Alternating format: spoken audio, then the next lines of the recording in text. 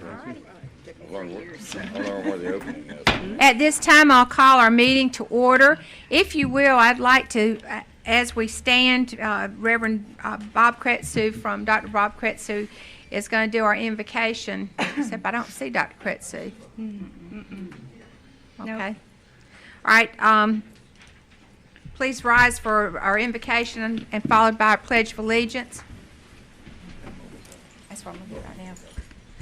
At this time, I'd like to request a moment of silence. Jody Frazier passed away. He was a very strong member of our Historical Commission. He was also helping with the Mayor's Youth Leadership. He passed away on March the 7th. Thursday a week ago. Right. So, and yeah. this his funeral was actually today. So at this time, we have a moment of silence for him, followed by our invocation, which I'll ask Commissioner Legg if he'll lead us in the invocation.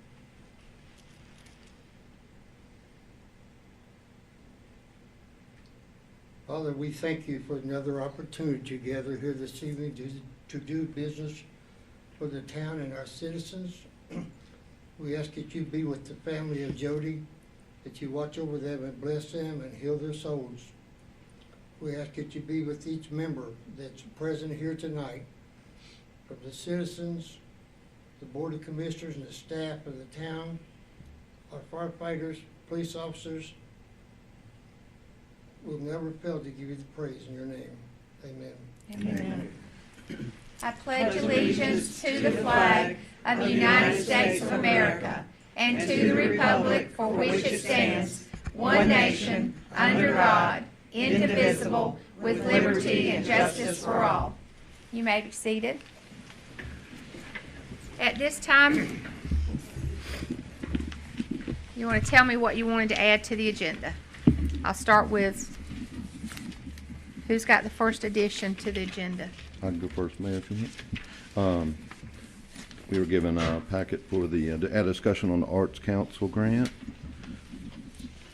And also, I'd also like to add a discussion about our historic district.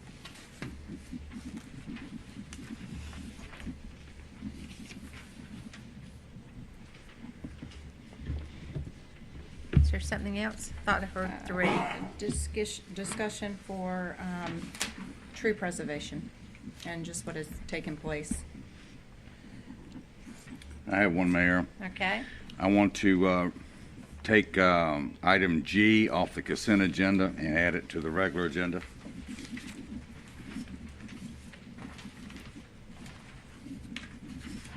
For discussion and consideration.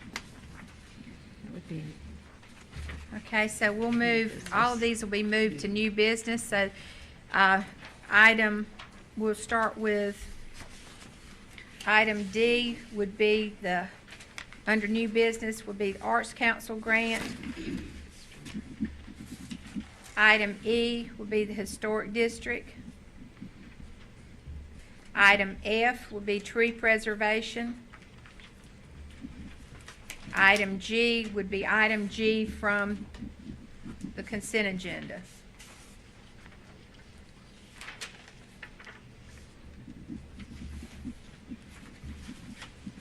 Are there any other additions or deletions to our agenda? Motion to approve. as Have a amended. motion to approve with the items as added. All those in favor signify by raising your right hand. Seeing none opposed. Now we're doing presentations. It was my honor to do the Small Business Community Service Award. We're very fortunate in Hope Mills that we have many people that contribute to our town, but this one lady in particular and her family has done a lot, not only in trying to revitalize Trade Street, but she's also done a lot as far as helping our community. Tireless hours she spends. She also donates her baked goods to sometimes the homeless, sometimes churches or whoever needs it. Her business oftentimes is used for special meetings. I know the church has had special meetings there. She's holding some special classes. Anything she can do in order to get people to come to Trade Street and to boost our old business area in hopes that eventually it will be back to where it was, if not where it was, at least restored. And believe it or not, we've got 3 new businesses that have just recently started and are in the process of opening up. So I think her good work has made not only a good difference, but her sweets are great. So she has changed her name when she moved across the street from one smaller location to a larger one. But I'd like to recognize Marcy Mang's Cakes and Bakes as our Small Business Community Service Award for this month. Marcy, if you'll please come forward with your family. Can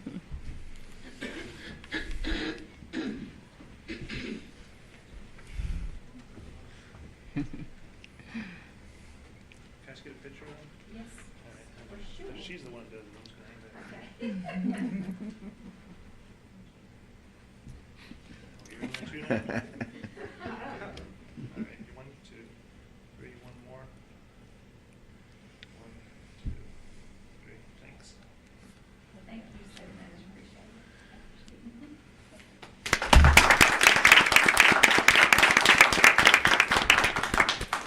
it. And Madam Mayor, she brought some treats for you all, and they're in the break room. Thank you so much. Yep. We do have on our agenda, we have a presentation, but the resident is not available. So we're going to remove this presentation of the Yard of the Month to our next Move it to meeting. the next meeting. Okay? Next, I have a proclamation that I would like to read. And this is a very special proclamation. I want everyone to know that we are, not only are we doing what we can to recognize this gentleman, but we're very fortunate to have a member of his family that works with us, and his parents have always been not only strong advocates for Hope Mills, but been very involved. We're going to, I'll read the special proclamation. Whereas Gary Dove was invaluable volunteer for the Town of Hope Mills athletics programs, who always met with you a big smile no matter where you saw him. Whereas he assisted our community unselfishly as a member of the Hope Mills Youth Association from the 1980s through the mid-2000s, serving as president several times. And whereas Gary was honored as a lifetime member by the Hope Mills Parks and Recreation Advisory Committee. And whereas he represented the Hope Mills Youth Association on the Cumberland County Parks and Recreation Advisory Board from 1980s through 2004. And whereas the Board of Commissioners wish to honor his exceptional life and legacy by naming the building at Brower Park the Gary Dove Memorial Building. Now, therefore, I, Jackie Warner, Mayor of the Town, Hope Mills, proclaim Saturday, April the 6th, 2019, as Gary Dove Day. And I want everyone to know that we'll have this on our marquees. We'll have special recognition, but especially want to let Maxie know how much not only are we thankful for your dad, but very appreciative, and hope that this is one way that we can show just how much he was loved by the Town of Hope Mills. So this proclamation is effective this 18th day of March, 2019. Public hearings. Our first public hearing is case P19-01, rezoning of 1.46 plus or minus acres from R6A residential to CP planned commercial or to a more restrictive zoning district located on the east side of North Carolina 59 Hope Mills Road, west of Service Road 1135 John Smith Road, north of North Carolina 162 George Owen Road, submitted by Eric and Carrie Brown owners and Michael J. Adams on behalf of MAP Surveying Incorporated. And applicant has notified request to zone 2.18 plus or minus acres to CP planned commercial ZZ conditional zoning for motor vehicle sales. And I'll turn this over to Mr. McLaughlin. Hello, Madam Mayor, distinguished board members. As stated, this is case P1901, which is a rezoning request. One thing I started doing with some of these, I'll put this type of map that kind of gives you an indication of the relationship. And what you see here outlined in yellow are the town limit boundaries, but it's key because there's a piece of property to the east of the subject property that you see the 3 lots outlined in green that are not that property is not located in the town limit. So I'll get a little bit more in detail about that, but the 3 properties that are subject for this request are outlined in green within the highlighted yellow area. On this existing zoning map, you can see the 3 highlighted areas shaded in. This is a pretty well-established commercial corridor, but the subject property in the middle is on R6A. The project, out of the 3, the property to the north and south of that middle piece are both zoned under CP district regulations. There's a pretty well-established residential areas to the far west and far east. As such, you'll see the yellow areas are your single-family residential land use designations, and the areas you see in red are related to the commercial designation. This is an aerial view that gives you another way of looking at the subject property.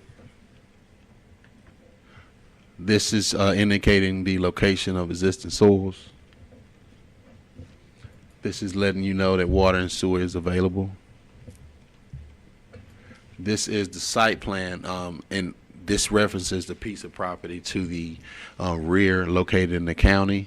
I'll put this site plan back up when I go a little bit further into the details of this development. And here are your site photographs.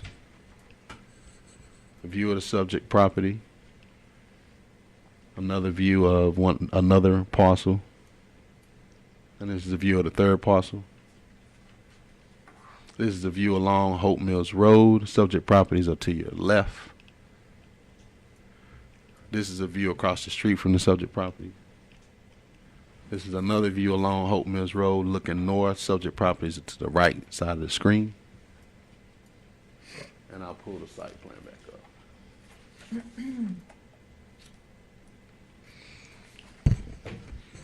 As stated, the site in question is a assemblage of 3 separate parcels of land developed with 3 vacant single-family oriented structures. The total assemblage of all 3 lots, as indicated, is 2.1 acres in size, and they front approximately 318 feet along the eastern side of Hope Mills Road, with 305 feet of lot depth. There's an additional lot, as indicated, also associated with this development, located in the rear, that fronts 95 feet along the west side of John Smith Road, but not subject to this rezoning request. The reason why is because if you notice, they're only using that property for detention, and that does not require it to be rezoned commercial. So it appears that they're just using that rear lot to get access as a through lot, but the actual commercial operation would be confined to the 3 parcels located off of Hope Mills Road. In terms of the proposal, the applicant proposes to consolidate those 3 parcels to construct a 6,400 square foot commercial structure for motor vehicle sales. The development also anticipates 32 parking spaces with vehicular display areas along the front, north, and southern portions of the development. And again, the rear piece is just used for detention. As it relates to the proposed staff recommendations, we are recommending approval, but as this is conditional zoning, it's conditioned to the use of motor vehicle sales. The density is conditioned to 2.18 acres, which is the size of the 3 lots. Their setbacks will be 50-foot front, 30-foot side, 30-foot rear.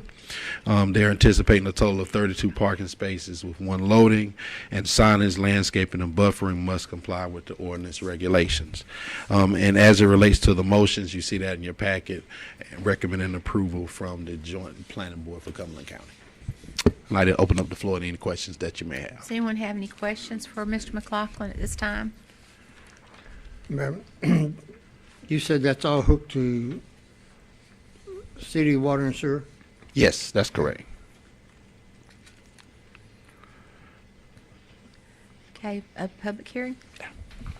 Okay, at this time, is there anyone that would like to speak in favor of this change in zoning?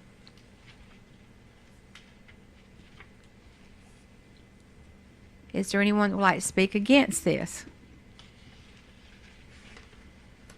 Okay, do I have a motion to close public hearing? So be it.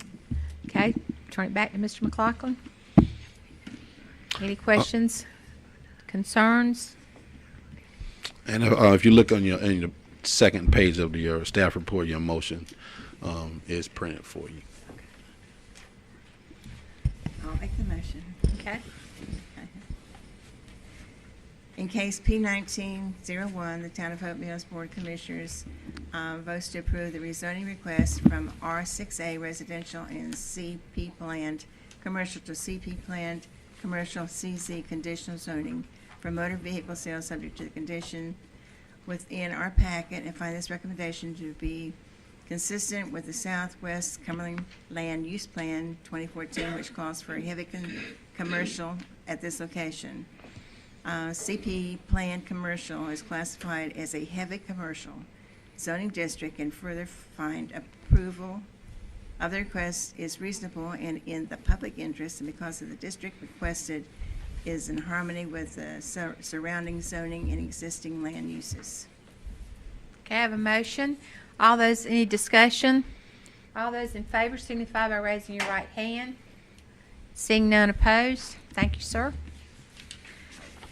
Next public hearing is case P-19-07, rezoning of .94 plus or minus acres from C1P Planned Local Business District to CP Planned Commercial District CZ Conditional Zoning for all allowed uses within the CP Planned Commercial District or to a more restrictive zoning district located at 6428 and 6432 Camden Road, and it's submitted by Al-Habashi owner and Mark Candler on behalf of Candler and Associates Incorporated. Turn it over to, and I'm sorry I mispronounced the name maybe, but turn it over to Mr. McLaughlin. Again, this is case, this is a rezoning request on the case P-1907. Again, you'll see this is kind of like a locational map I put together. The areas outlined in yellow represent town limits. Everything else is outside of town limits. Now, the subject property under consideration is outlined in green. We call that the bow tie, the intersection of Rockfish and Camden. But if you notice, it's pretty much completely surrounded by Town of Hope Mills MIA. You see it again outlined or hashed in with the red arrow pointing to it. This property is currently zone C1P. You see some residential areas to the north and to the rear, but I would consider this a pretty heavily traveled commercial intersection, just to give you some context. But there are very heavily developed residential areas to the immediate north, south, east, and west. And as such, the land uses vary. You have commercial, you have residential, and other land uses that represent the makeup of the surrounding zoning. This is an area photograph of the subject property. This is showing existing soils. What you notice here is that water, public water, is available, but there is no sewer. I think the site is currently serviced with a septic system. I'll go back to this after I show the site photographs, but this is the proposed site plan tied to the motor vehicle portion of it, which is the lower portion of that building that is broken up into two pieces. And these are your site photographs. This is a view directly of the subject property. This is an east view from Clara Street. This is an east view on Camden. Subject property is to your left. This is a view along Camden across the street from the subject property. This is a west view along Camden looking directly at the subject property. This is a view along Rockfish. This is a western view along Rockfish. Subject property is that vacant building to the left side of the screen. This is a view across the street from the subject property. And this is a view east along Rockfish Road to the rear of the subject property.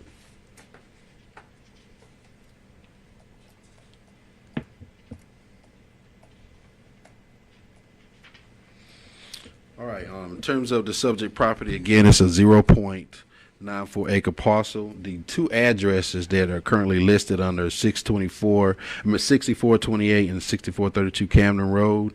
The lot is developed with an existing commercial structure that was recently approved by the Board of Commissioners for a coffee shop. If you recall, I think it was I don't know if it was last hearing, but it might have been 2 hearings ago, you approved the top half of this property for a coffee shop under the existing C1P zoning for a site plan approval. This request is the rezoning of the entire property for the facilitation of a building and the other piece to the south. The site is, again, serviced by PWC Water and is tied to a septic system for sewer services. The applicant, again, proposes to conduct a motor vehicle with sales operation. He anticipates about 14 customer parking spaces in the front, and there'll also be a vehicle display area proposed in the front of the property as well. It is in compliance with the Southwest Land Use Plan that calls for heavy commercial and the 2030 Growth Plan that calls for urban. In terms of the conditions, because this is a conditional zoning request, the proposed uses would be all uses allowed under CP. The density will be capped at 0.94 acres, which is the size of the lot. Setbacks will be 50-foot front, 25 feet along Camden, 33 feet along Rockfish, and a rear yard setback of 30 feet. The parking will be conditioned to 14 spaces, which is what is actually proposed, and the signage, landscaping, and buffering will have to comply with the existing district regulations. You have the motion in your packet, and I'd like to open up the floor. Any questions that you may have? Okay, are there any questions for Mr. McLaughlin at this time? Again, you stated this has water but no sewer. This subject property is on PWC Water, but they do not have direct access to public sewer. Well, they're not connected to public sewer, put it that way.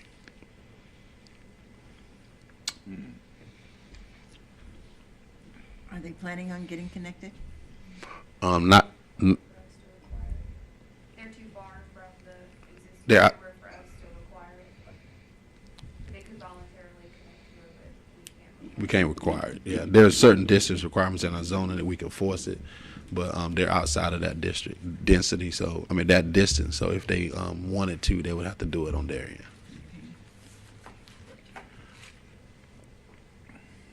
Any other questions for Mr. McLaughlin? Okay, we'll open public hearing. At this time, is there anyone that would like to speak in favor of this rezoning? Is there anyone that would like to speak against this rezoning? Seeing none, do I have a motion to close public hearing? So be it. Thank you. Back to Mr. McLaughlin. Okay, further discussion or questions for Mr. McLaughlin?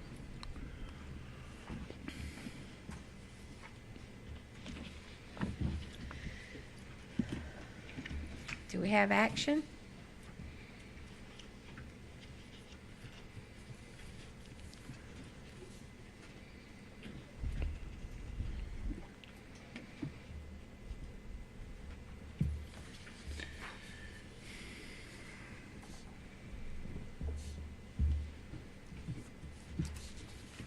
Mr. McLaughlin? Yes, ma'am. Is there any way that we can postpone this until he, let's see, how do I say that? Until he complies more with what we've already asked him? I think what Commissioner Edwards is talking about, and just some backstory in this, there's a current stop work order in place on this development because the applicant that came in recently and got the approval of the coffee shop, there was just some confusion on their behalf in terms of what portion of the building they had access to, and they unknowingly crossed over into the portion that they were not allowed to, and our current chief building inspector has a stop work order in place until they come in compliance. Staff has met with them several times, and they appear to be fully intending to rectify that situation. I think they're working through that issue with our inspection department right now. I do not think the current the stop work order has been lifted, but I know they are working towards meeting the requirements to get it into Can compliance. we bring this up again once it's completed? Yes, They don't need the rezoning in order to open the coffee shop and the entire building. The coffee shop would just open up one Just that one portion. Yeah, so what you're saying is Just one you portion. could delay this until they come into compliance. Any action that you take to delay or deny doesn't affect the coffee shop because Right. they were approved under the existing zoning under a site plan approval process. Because the one portion we've already approved. Yes, so Okay, this, we just whatever you left- do with this affects his ability to do whatever he wants to do on the southern end and the ability of the entire lot to be open to all uses under the current request of the CP conditional zoning. And did planning board recommend approval? Yes, And the staff recommends approval. that's correct. Okay. Okay.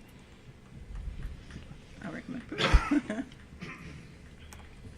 Madam Mayor, make a motion in case P19-07 to deny the rezoning request from C1P Planned Local Business District to CP Planned Commercial CZ Conditional Zoning for all allowed uses with the CP Planned Commercial District, although the request is consistent with the Southwest Cumberland Land Use Plan 2014, which calls for heavy commercial at this location. The location criteria outlined in the Cumberland County Land Use Policy Plans require public water and sewer at this location, as the property is currently served by PWC for water, but has no connection to public sewer. We find that the request is not reasonable or in the public interest. Okay, I have a motion to deny. All those in favor signify by raising your right hand. All opposed? It's 4-1. All right.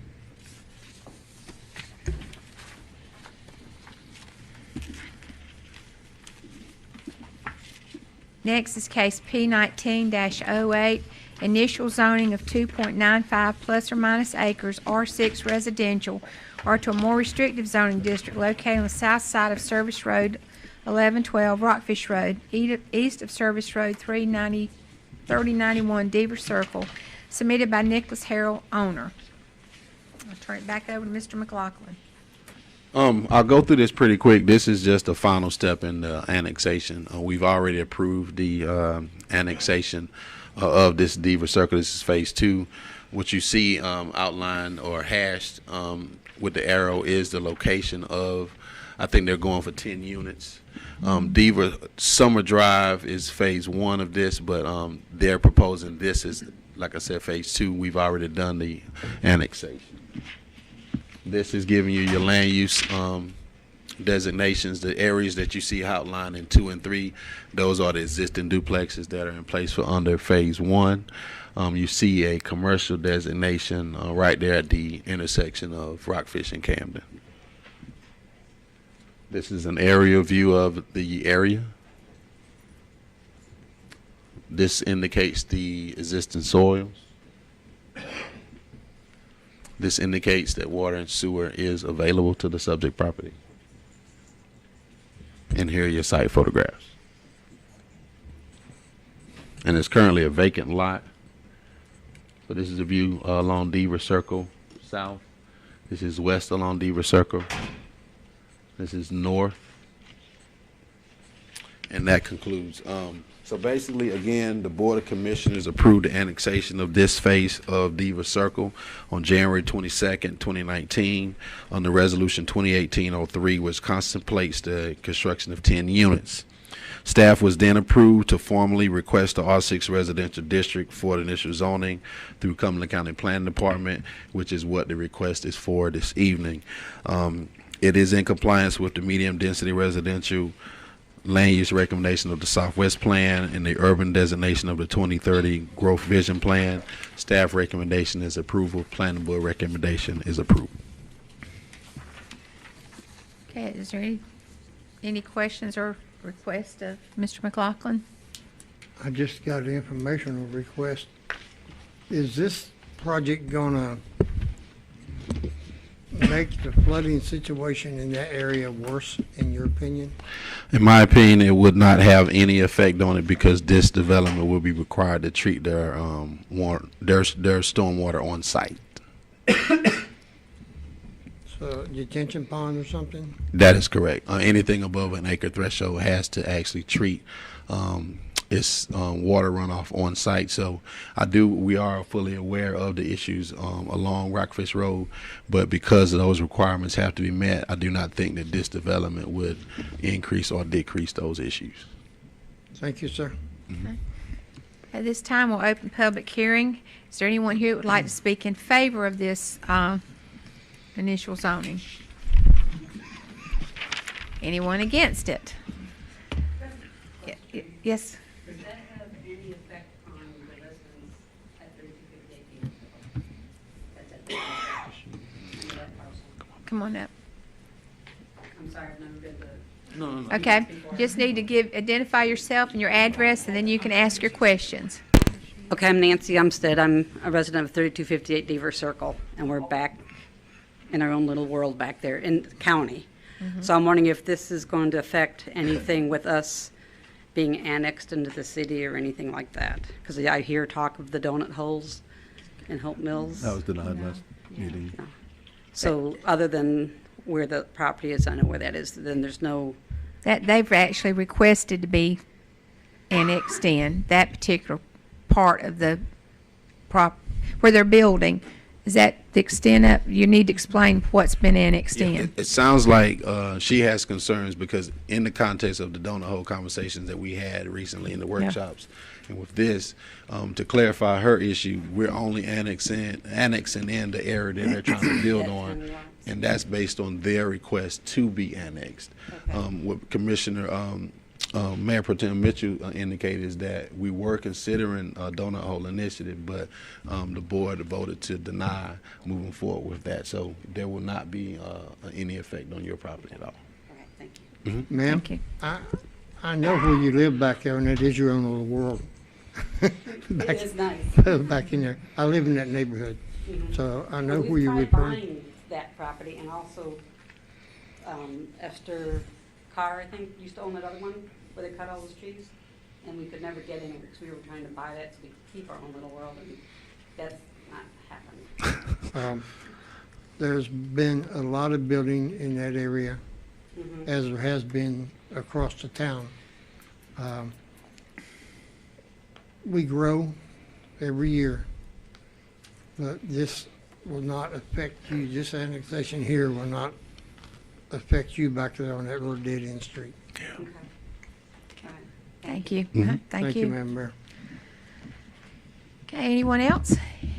If not, we have a motion to close public hearing So be, and action or questions for Mr. McLaughlin.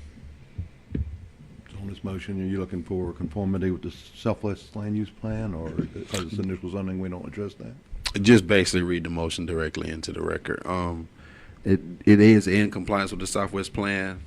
I don't think you gave them that motion. You Should had, be. they had It's in the copies of it. packet. It's in the packet. It's not in the packet. It's not in the packet. I was going to ask you for it. It's not in the packet. We only have this. Yeah, we don't have, That's all we have. we don't have any of it. Did we leave something out? This is the only sheet that was Just in got that the one. cover sheet. Okay. Chance, I'll make, Okay, either one. is this the one? We got, okay, Madam Mayor, if I may. All right. In case P19-08,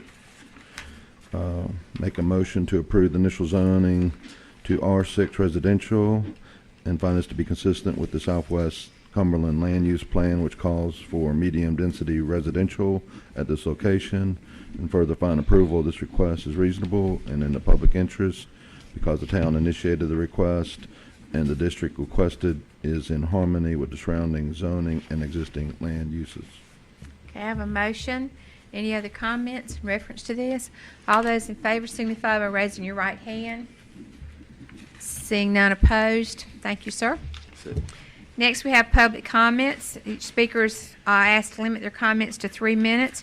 Our first speaker this evening is Elizabeth Cooper.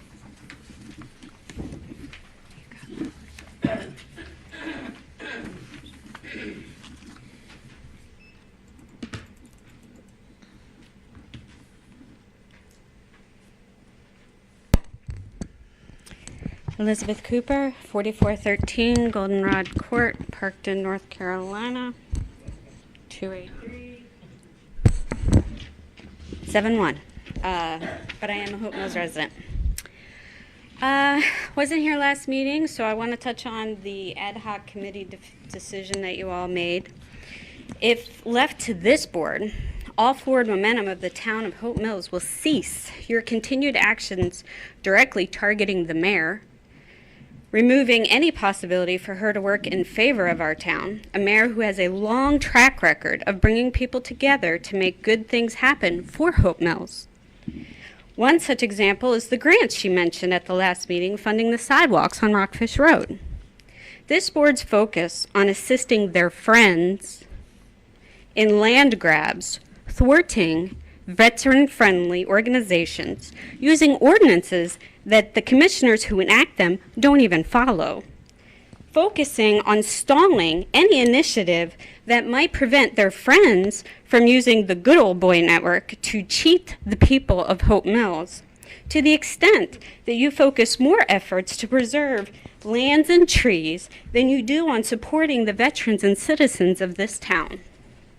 This board's successes to date include pay raises for themselves, thwarting veteran family organizations, and taking any and all power away from our mayor, who has done amazing things for almost more than a decade. I hope you're all very happy with yourselves.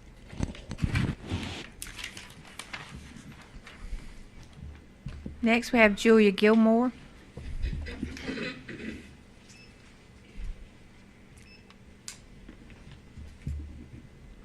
Julia Gilmore, 5531 Heather Street, Hope Mills.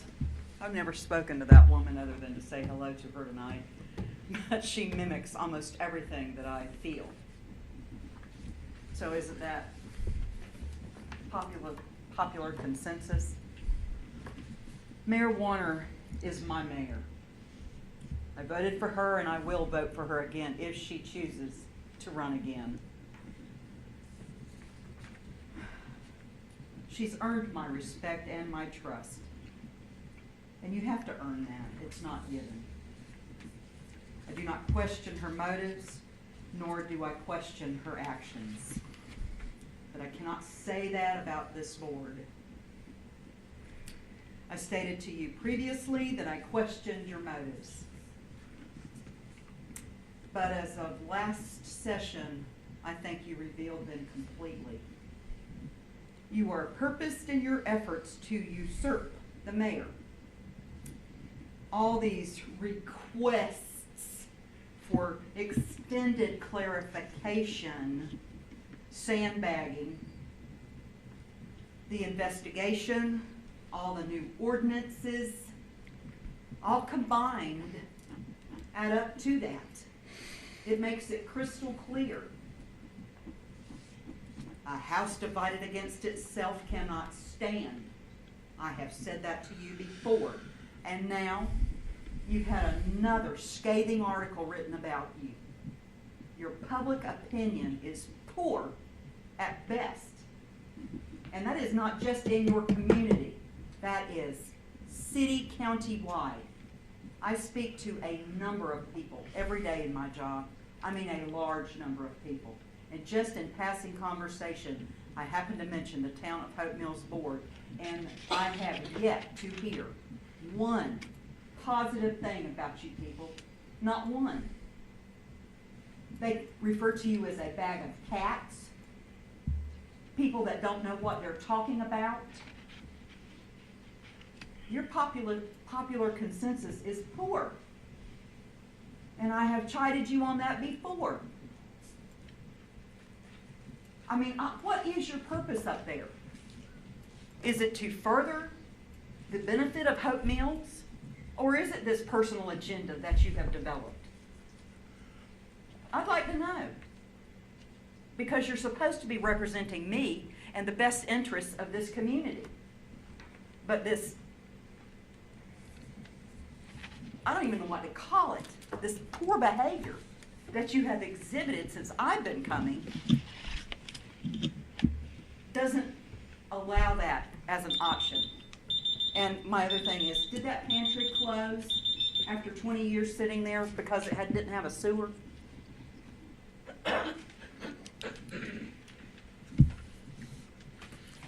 At this time, our consent agenda, any item on the consent agenda that you'd like moved to new business, we may do so after reading it. Consideration of approval of the March 4th regular meeting minutes. Consideration of approval of 2019 local government agencies general records retention and disposition schedule. Consideration of approved resolution 2019-06 in opposition of Senate Bill 179 and House Bill 278 parity for first responders. Consideration approval of non-statutory ordinance number 2019-04 declaring a road closure for a 4th of July parade. Consideration approval of the 2019 Household Hazardous Waste and Shred event, May the 4th, 2019. Household hazardous waste not to exceed $25,000. Stericycle not to exceed $500. Federal Observer advertising not to exceed $2,000, and direct mail not to exceed $3,500. All items currently budgeted for fiscal year 18-19. Consideration approval of budget amendment number 10 for accepting insurance proceeds in the amount of $1,965.83. And consideration of resolution of support for the Food Line Shopping Center to NCDOT. Is there anything else other than item G, which we have already moved, which is consideration of approval and the town manager to sign a lease agreement for temporary police station in the former Ace Hardware building at $5,000 per month is being moved to item G under new business. Is Madam there Mayor, any item others? I, acceptance of the February. Huh? the- Item I, acceptance of the February 2019 financial statements. Is there anything else that you'd like moved, or is there a motion to approve the consent Motion to agenda? approve. Have a motion to approve. All those in favor signify by raising your right hand. Seeing none opposed. Next, we go to old business. There is none. We'll move to new business. Discussion of Lake Advisory Commission as requested by Commissioner Edwards, and I'll turn this over to Commissioner Edwards. Okay. I've had a couple of people ask me about this. I know several years ago, it's when we set up the Lake Advisory Committee. And we had, the mayor had a list of items that she would like for them to work on for the lake restoration. They have completed every one. And right now, the last 3 meetings, they haven't been able to meet because of lack of a quorum. And until they get involved in something else, since they've already completed everything to do, I'd like to recommend that we cancel that or do away with the Lake Advisory Committee. Okay, discussion. You mean abolish it? Yes. They've already completed everything they were supposed to do.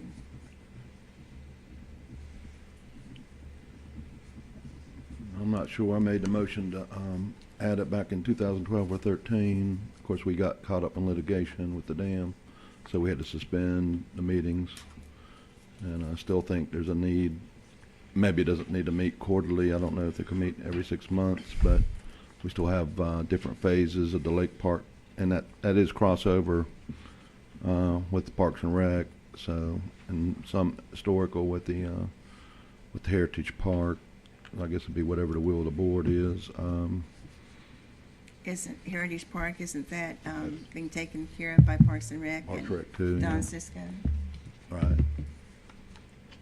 Is that the commission that, or board that, committee, excuse me, that Jody was part of as Yes. well? No, Historical Historical Advisory Commission. Advisory. Did the members of this board suggest that you bring it back to, ask for it to be done away with? No, it's just that I was liaison for it, and they just didn't have any meetings. Lisa, do you have anything to, how do you feel about it? Okay, you have a quorum?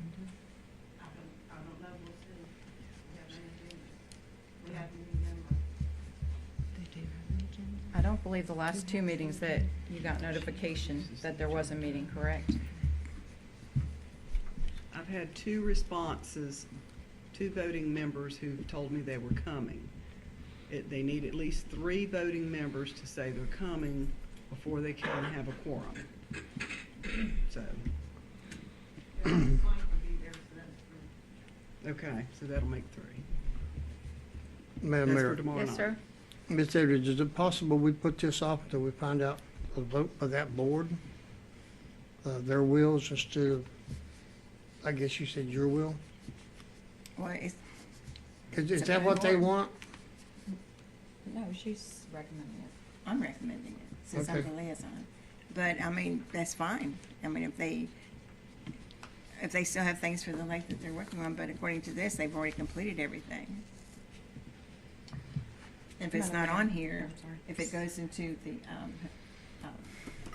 Heritage Park or some of the other areas, then it needs to be changed.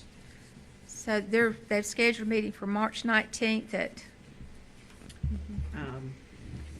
That's tomorrow. In the, It's tomorrow. time is in the reminders. 6 PM.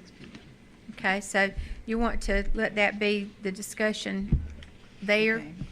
So you can find out what their thoughts are? Is that okay with the board? That's what I think At should that happen. meeting, she can, if the 3 people that are there, and Is- possibly, are there still vacancies on that committee, or? Yes. Okay, how many vacancies do they have? Do you know? They have 1, maybe 2.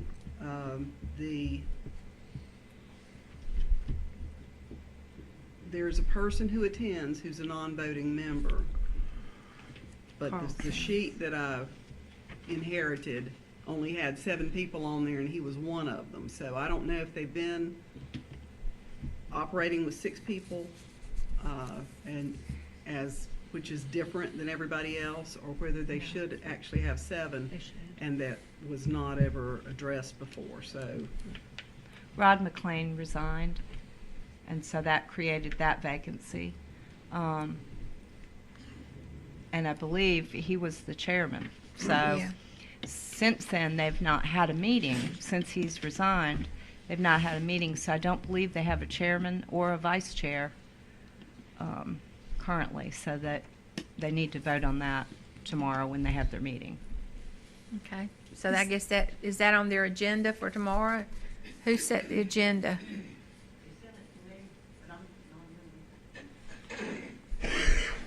Would that be all right with you, Lisa?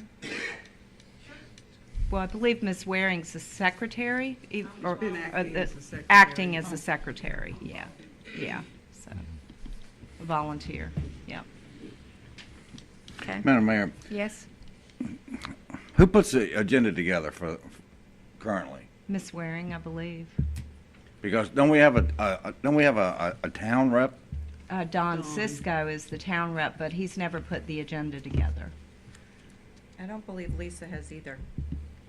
Okay, Rod McLean Rod then McLean. previously, the chairperson did. I That's think it right, was- yeah. It was Debbie Holland before. Yeah, and until then- last year, Right. yeah. And Yeah, apparently she did was- the agenda back then. Yeah. Yeah, but then before she left, she was We removed no her. longer attending that or creating an agenda. So it was Well- taken out from under the clerk, and Ms. Waring has been helping with them since then, taking minutes and so forth. Well, perhaps there's no quorum because there's no agenda. I don't know, I'm just, Well, I think they did have their original meeting, they should have elected officers, but there wasn't a quorum there to elect the officers. So I think that's what's happened, is then there hasn't been a quorum since then. I don't know when that first meeting was, but that was supposed to be, and I don't know. like a couple of days before Thanksgiving. That was the reason before Right. I don't think that. No, that's not. Madam Mayor? Yes, I sir? would suggest that we let them have this meeting and see if they have enough for a quorum. If they don't, then we probably need to readdress this. Okay. Well, you want to, on that agenda, put the election of officers? Okay, That's with Ms. Edwards' blessing, of course. okay, Yes. okay. Okay, okay. Alrighty then. Next thing on our agenda is discussion consideration regarding grant writing opportunities as requested by Commissioner Bellflowers. thank you, Mayor. In the packet, you'll see an email that I sent our town manager requesting some discussion and consideration regarding grant opportunities. And I have a question there that I really wanted us to discuss. And how are we seeking grant opportunities? I guess that's the main question that I have. Okay, so when we become aware of a grant, depending on what it is, then the department head for, like in other words, when we got the Golden Leaf grant, Public Works Director Hector Cruz worked on that grant and submitted it, along with the help of, he and I went and met with the City of Fayetteville, Assistant City Manager Jay Reinstein, and their grant writer, and they assisted us in, helping with that process. Currently, Mr. McLaughlin has been responsible for several of those grants. I believe the one that for the pedestrian and the study, was that done by you solely, or did Don help with that? Or Hector? Okay. And then, like, we've added one for the agenda tonight for the Arts Council. He has done that one. Chancellor has done that one. Chancellor did the one when we applied for the grant money to do the art around the town properties. So it depends on what it is. There's currently a class coming up. I can't remember. I sent the information to Ms. Brown about some funding that's coming up for possible stormwater things. She's going to be attending that. So whenever, it just depends on what subject matter it is. So would be it's, my answer. so basically it's by department. It's by department. That okay. And then if someone needs help, Chancellor and Mr. Cruz work together very nicely. I feel that would not be any type of an issue with Mr. Cisco either. It's just an opportunity has not come up for that.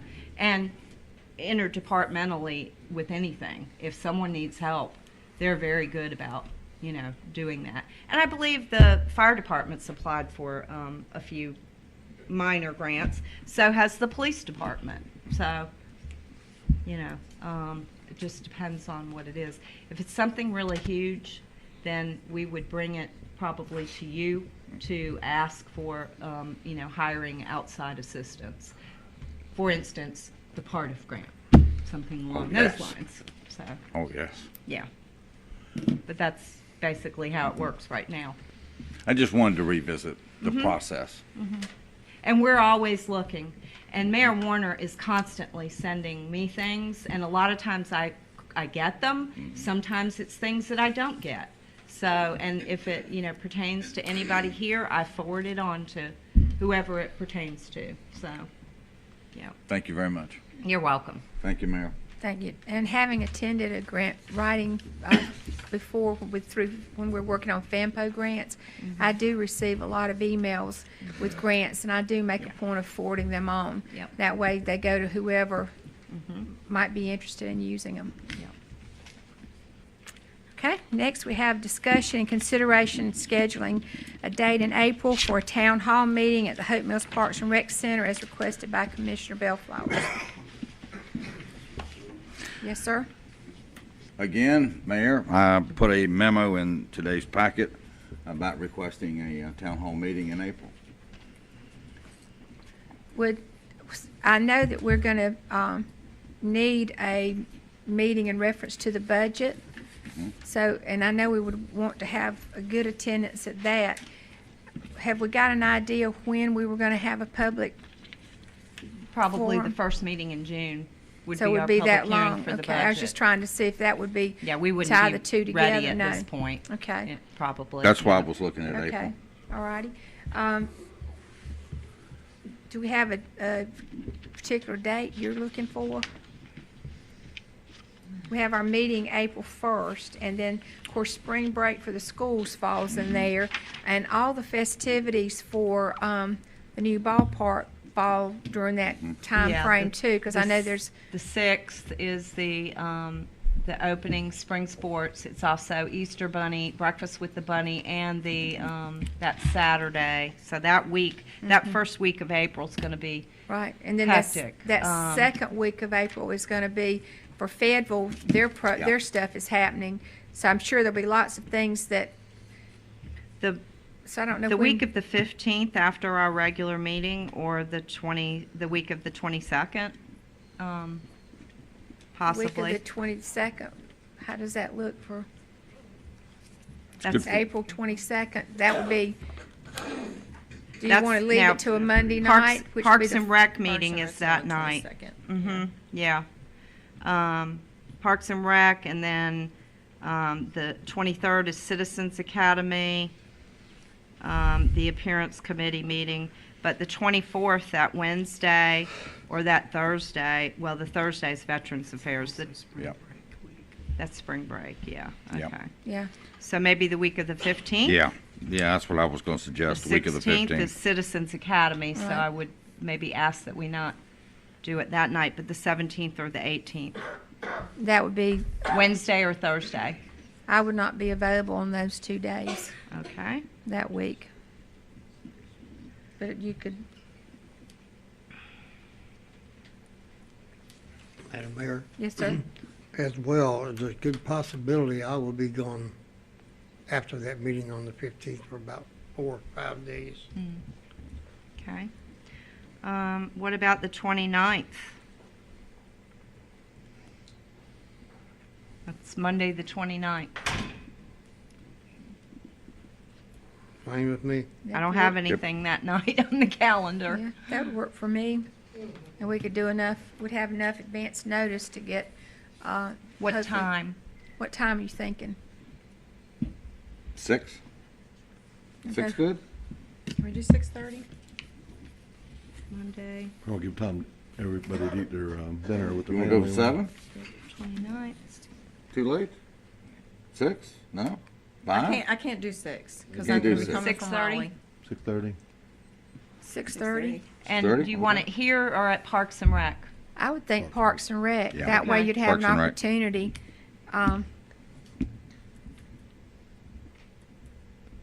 So April 29th at 6:30. And Have what we is the checked- purpose of the, Yeah, what do you town want? hall meeting? What are we, because we have to have a A reason. meeting notice with a purpose other than town hall. Community, citizen engagement. Okay. Have we checked with Parks and Rec to make sure their building's available? Yeah. Is Maxie, do you know? What day was it? It's the Monday, the 29th, 5th Sunday in Or- April, 5th Monday. Monday, I mean. I just started a Zumba class on Monday night, so it's pretty big already. You want to meet in here then? And then It's up to the we board. could, if you want to stay in here, because that way there, we can seat 95, 92. And if It's up there's, to y'all. We can just make it a little less formal, Mhm. sit down with everybody. We could set up tables out here. Maybe that'll work, yeah. Okay. Main that how you purpose wanna was do to it? get away from this configuration here. we can get We out there. could set We've up done it the outside. U-shaped table Yeah. like we've done in I the. think leave the tables out Or- and just have, we just sit with the citizens, have a good talk. Okay. I mean, if that's okay with you. I mean, the meeting really isn't for us, it's for them. Right, I right. mean, that's kind of why We'll just I have recommend to it. probably do a sign up, so you have some decorum. And usually we do a same scenario, as far as not exactly like public comments, but have it so that you have, opportunities for more people to speak. 6:30, you said? 6:30 on April 29th, and would meet here in the regular, board Okay. room At 6:30. at correct? 6:30. Okay. April 29th. April 29th at 6:30 here. All righty? I'm glad you do. All right, next we have item D, and this is a request for us to, a letter of support for the Board of Commissioners, so that they can, it's to be included in the grant application for the Arts Council of Fayetteville, Cumberland County It's a project series grant for a program called The Hope of Art that includes an art competition with all Hope Mills schools, a farmer's market, a farm to table, a full art exhibition, and a spoken word poetry slam. And they've already got letters from the Hope Mills Area Chamber of Commerce and the Hope Mills Area Kiwanis Club. So we need this board to request or give them a letter of support. In other words, sign off that we agree Yes, for them Madam to Mayor. pursue this grant, and it needs to be done tonight. Right. Is this a one-time thing we have to do, or? This is It just for is. this grant. This grant is it's a $15,000 grant with us matching $15,000. We're hoping that our contributions that we've been getting, because I believe we've gotten another check for, we've gotten 2 more checks for our sponsorship program that we've rolled out. We're hoping that that would certainly cover the $15,000 matching.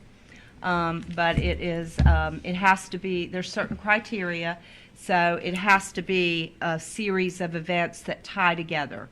And Chancellor has met with members of the Art Council and gotten feedback from them, and they are very excited. They indicated that they have, given out these grants to the city of Fayetteville, but they feel like they need to spread the money around, and no one else has indicated interest except for us. And so that's how this came about. It does have to be submitted at midnight tonight, but that is because Chancellor would have submitted it last week, but he had met with one of the council members, and they made a few, suggestions and changes, and I believe he spent pretty much the whole weekend, trying to get everything prepared to submit tonight. And I'll make a motion that we move forward with this Letter of support. letter of support. Okay, so I have a motion that we move forward with the letter of support. All those in Madam favor? Mayor, Yes, sir. I have a quick question. Uh-huh. Okay, so we're talking about a $30,000 budget. Do we have a rough breakdown, how that money is to be spent? Yes, specifically he's amongst submitting these- that in the grant application, grant and we can application. provide that to you once he's submitted it. Okay. And once he's submitted it, I mean, we can, there's no guarantee that we're going to get it, but they have indicated that, they're very interested in. I mean, are we awarding prizes for the for the competitions? I'm not sure, have you gotten any, that's not where the money's gonna be spent. It's gonna be is for this- prizes, yeah. so, yeah, no. It's going to be. We probably will, but that's not where the majority of the money's gonna be spent.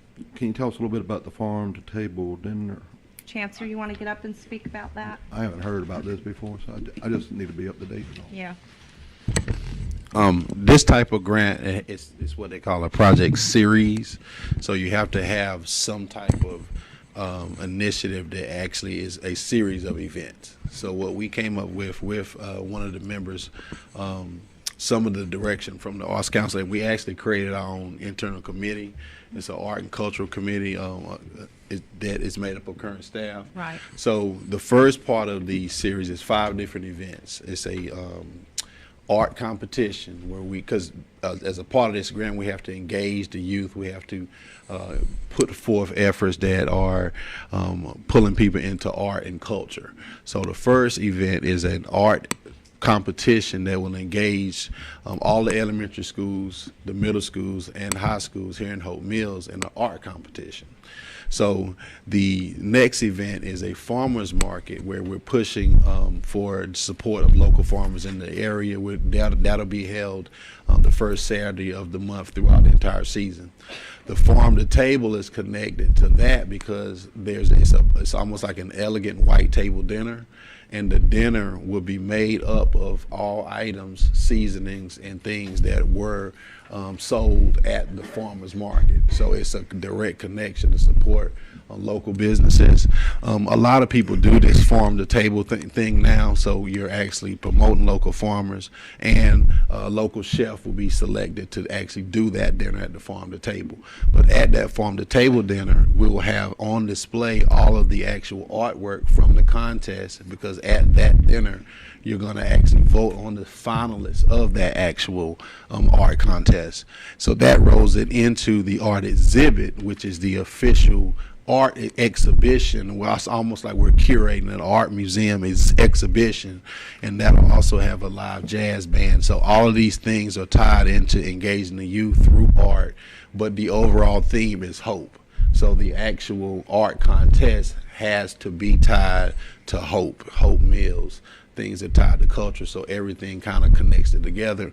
The Poetry Slam is the final event that has the same overarching theme. So those 5 activities are the series of events that we're calling the Hope of Art. I mean, I think it's all great, the public relations, but where's the $30,000? It's actually 20. It's actually 20,000. Oh, It's a 20, $10,000 okay, so it's matching 10. grant. Okay. So we have to come up I with thought it 10. was 15. And it's 10 and 10. 10 and 10. From our Sorry. end, what she was talking with Mayor, Town Manager Adams was saying is that with this sponsorship program, we're actually fully funding our half of it of the match. So But we're the- not actually requesting budget money from the board. It's just, and the letters of support are not even required as well. I do know that in the grant applications, if you have letters of support from local organizations, it does strengthen the actual application. So we're not asking for funding from the board. We're simply asking to support us through a letter, because we fully feel that we can fund our portion of the match through a program we already have that's tied to sponsors. I think to date, through the 2 sponsors who've already submitted, we've already collected $3,500. And Chancellor, do you have, I know you were working on a breakdown of the funding. The farmer's market will get no funding from that. Perhaps, maybe a little bit of publicity, a tablecloth, or, something along those lines for, some like- signage. But when we met with the Arts Council, they indicated that the costs, most of the costs are going to be related to the art exhibit itself. In order to exhibit the art properly, that can be very expensive. Is that like a rental thing or a display fee? The displays that you purchase to display the art, and then So there'll some of it may probably be the be renting or significant costs purchase for of the that. Some of it may be tied to hiring the entertainment. Some of it may right, be the tied to entertainment, advertising, the things of farm that to nature. table dinner will not be. That will be a little expensive. These because- displays, would we keep those displays for future events? Oh yeah, yeah. That'd be ours. Yes, yes. If we purchase them through the grant, they'll be ours. Exactly. So that in full disclosure, the actual funding is pretty much to promote all of the events. But Events, like yeah. Mrs. Adams said, some of the events doesn't need funding, at least a significant amount of funding, because the farmers market handles itself. But we may Yeah. need to purchase a tent Yeah, for our or- staff, or some things- signage. some signage, Yeah. and things of that nature. Are we spending any money on advertising, or are we getting public? No, I actually services? have a direct relationship with Cumulus Radio. I got quotes from them as well. So it's an actual collection of a different avenue of different forms of advertisement. We've been engaged in Fayetteville Observer as well for ads in the paper. So some of the advertising will be on radio, some of the advertising will be in newspaper. Obviously, social media doesn't cost any Yeah. money, but sometimes we may have to purchase some materials for the art exhibit, Mm-hmm. things of that nature. So it's a collection of everything we need to promote. These don't qualify for PSAs with the Fayetteville Observer Well, or that's up otherwise? to- yeah, Or that's up to Cumulus? them. Now, Cumulus is they're That's- basically telling us they're willing to work with us to actually Yeah. work out some pricing. But for the time being, I basically need to come up with a budget that fulfills the $20,000 amount, knowing that we're funding half of ours through Right. a sponsorship program we already have set up. Are we, lost my train of thought. Sorry. Well, Are we getting advertising on Channel 7 on cable where our meetings are aired? I hadn't No. engaged them. No, they don't advertise for us. They won't do PSAs? They haven't indicated that they would. Do They we get can't- PSAs on the electronic bulletin board down there, like the fire department uses? Are those free? Like for the, you guys get those for free? Check your smoke alarm, smoke detectors. I've seen down on, down at the bottom of the hill beside Sonic? You have to pay for them? They won't do PSAs? Okay. Well, we get a discount, but we still pay for it. And that's kind of like what Kimla said. They have initial rates for 30-second drops and things of that nature. They have individual rates, but if we're basically telling them that we're gonna be requesting a series of events that'll basically go through a calendar year, then they're willing to work with us on the pricing as well. Okay. Mayor, ma'am? Yes, I sir. realize that I made a motion to approve this, but I'd like to ask a question first. Where's this money gonna come from to match if it's approved? I believe Mr. McLaughlin we've already kind of indicated that we're trying to get the sponsorship money. Okay. And I the won't see nothing else come out of Parks and Rec. I mean, to elaborate Turn them further guys on up. that, what we're doing, just in general, aside from this grant itself, is Mayor, Drew and Melissa created this sponsorship initiative. So what happens is when we get there's platinum, silver, and different levels of sponsorship. So if we get a company or local business to give us a platinum sponsor, that's a $2,500 check. So what happens is when we now do advertising for our events, we can actually put their logos on our events as a platinum sponsor. It's a really creative way for us to raise money so that when we need to do grant applications like this, we're not asking for money out of the general fund. We're actually just simply saying we're creating an avenue for us to fully fund our own. That's actually what we did with the Cumberland Community Foundation grant already. Yeah. We raised $11,000 in sponsorship money. Yeah, and the money that's raised, we can pretty much use it on anything. It's just that as of right now that we have officially raised $3,500 and we have a grant that we're applying for, I may end up where we may not even need to use all that money if we actually get so much from other places. But my point is, the goal is to put us in a position where when we start having these creative events, they're able to sustain themselves because we have a fully operational sponsorship program. And we've also advertised this through the Hope Mills Chamber at the luncheons and things of that nature. I think the first presentation that Drew made, we got a check a week later. The first check, that came from Cape Fear Flooring for $2,500. Is there a deadline to raise the sponsorship money?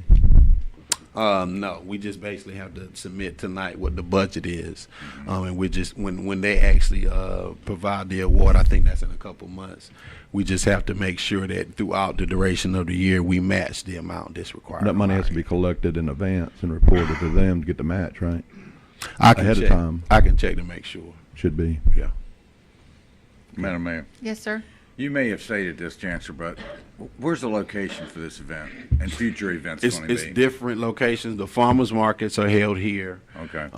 The farm to table, I don't think we chosen. We haven't really worked out the Yeah. logistics of that, but what we had in mind was an outdoor event Okay, set up out here, okay, white tablecloths, make it rather fancy. okay. Yep. So it's going to be, all the events are going to be here, the municipal park. Yes, and they have to take place after the award cycle. Right. They have to take place after July 1st of this year and before June 30th of next year. So some of these programs we won't actually start, or none of them won't actually start until after July. Okay, and my second question is partnerships. Are we seeking partnerships with local businesses for sponsors? And if we are, how are we doing that? Basically, that's the sponsorship That's the program that we're sponsorship talking program. about. Right now, I forgot the name of the other company. We got 1,000 from them. Okay. We got 2,500 from Cape Fear Flooring. So that's the 3,500 we currently have. Right now, the only place we've really advertised the sponsorship program is at the Hope Mills, the Chamber Luncheons. We can do that through our social media and through our website and things of that nature, but that's us directly engaging local businesses. And the trade-off is that when we actually start making our advertisements, if you look at my latest food truck rodeo, Cape Fear Flooring's logo is on there as an elite sponsor. So what happens is when we start having these events and these series of events, the actual businesses who help sponsor these events will be highlighted as their relationship that they have. Similar to how we do the Citizens Academy. Every week we have Citizens Academy. There's a restaurant that provides the food. They get a plaque from us to put in their stores. So there are things we're doing on sponsors. multiple levels to engage local businesses to receive the sponsor. And again, the whole goal is for us to create initiatives that are fully sustainable so that we're only really simply asking you guys for a letter of support and we're not requesting funding. Oh, I think it's great. It's a great opportunity. I just wanted to make sure that we were offering our local businesses, profit and nonprofit, the opportunity Yes. to partner with this grant opportunity. Because partnerships is exactly what we need. Yes. My last question is, as we take in the sponsorship monies, what department is that going in, Drew? Where are we parking it? It's just designated as the sponsorship money in the general fund. It goes to Parks and Rec activities and these other activities that Chancellor just talked about. Yeah. Okay. Yeah. Just want to make sure what line item it was going to get parked in. Call for the vote, Madam Mayor. All right. It's really a designated Yeah, it's just a, department expense. It's just a revenue line item. Yeah, that okay. We will only use for these types of things. Okay, I have a motion. All those in favor signify by raising your right hand. Seeing none opposed. Thank you, sir. okay. Next, Thank we you. have item E, which was Historic Committee, the Commission, Historic Preservation Commission. Right. I don't Okay. know, I can wait till the end of the meeting, or I can do this now, to update you on the Historic Preservation Committee meeting last week. Is that what this I mean, you want- added to the agenda was for? We can really, I want to hear from Attorney Herzog and from Chancellor McLaughlin, our staff member for planner, about recognizing our historic district officially as a board. That hasn't been done in all these years. We've been talking about having a historic district. If you can update us, please. Sure, yes. And Chancellor, do you want to start, or do you want me to start? Okay.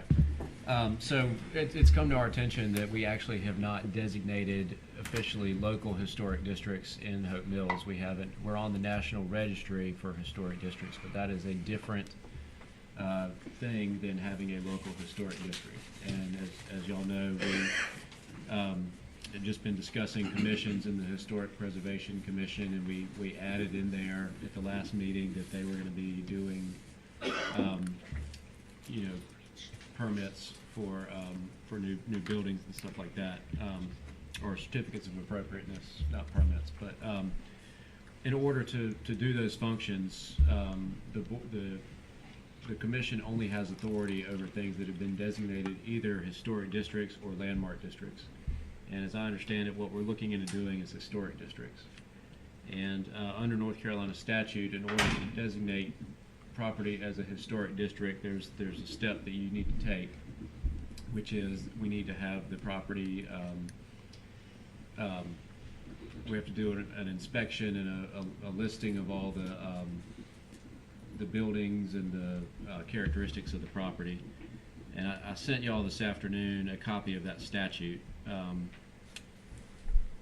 It requires that we send it to the North Carolina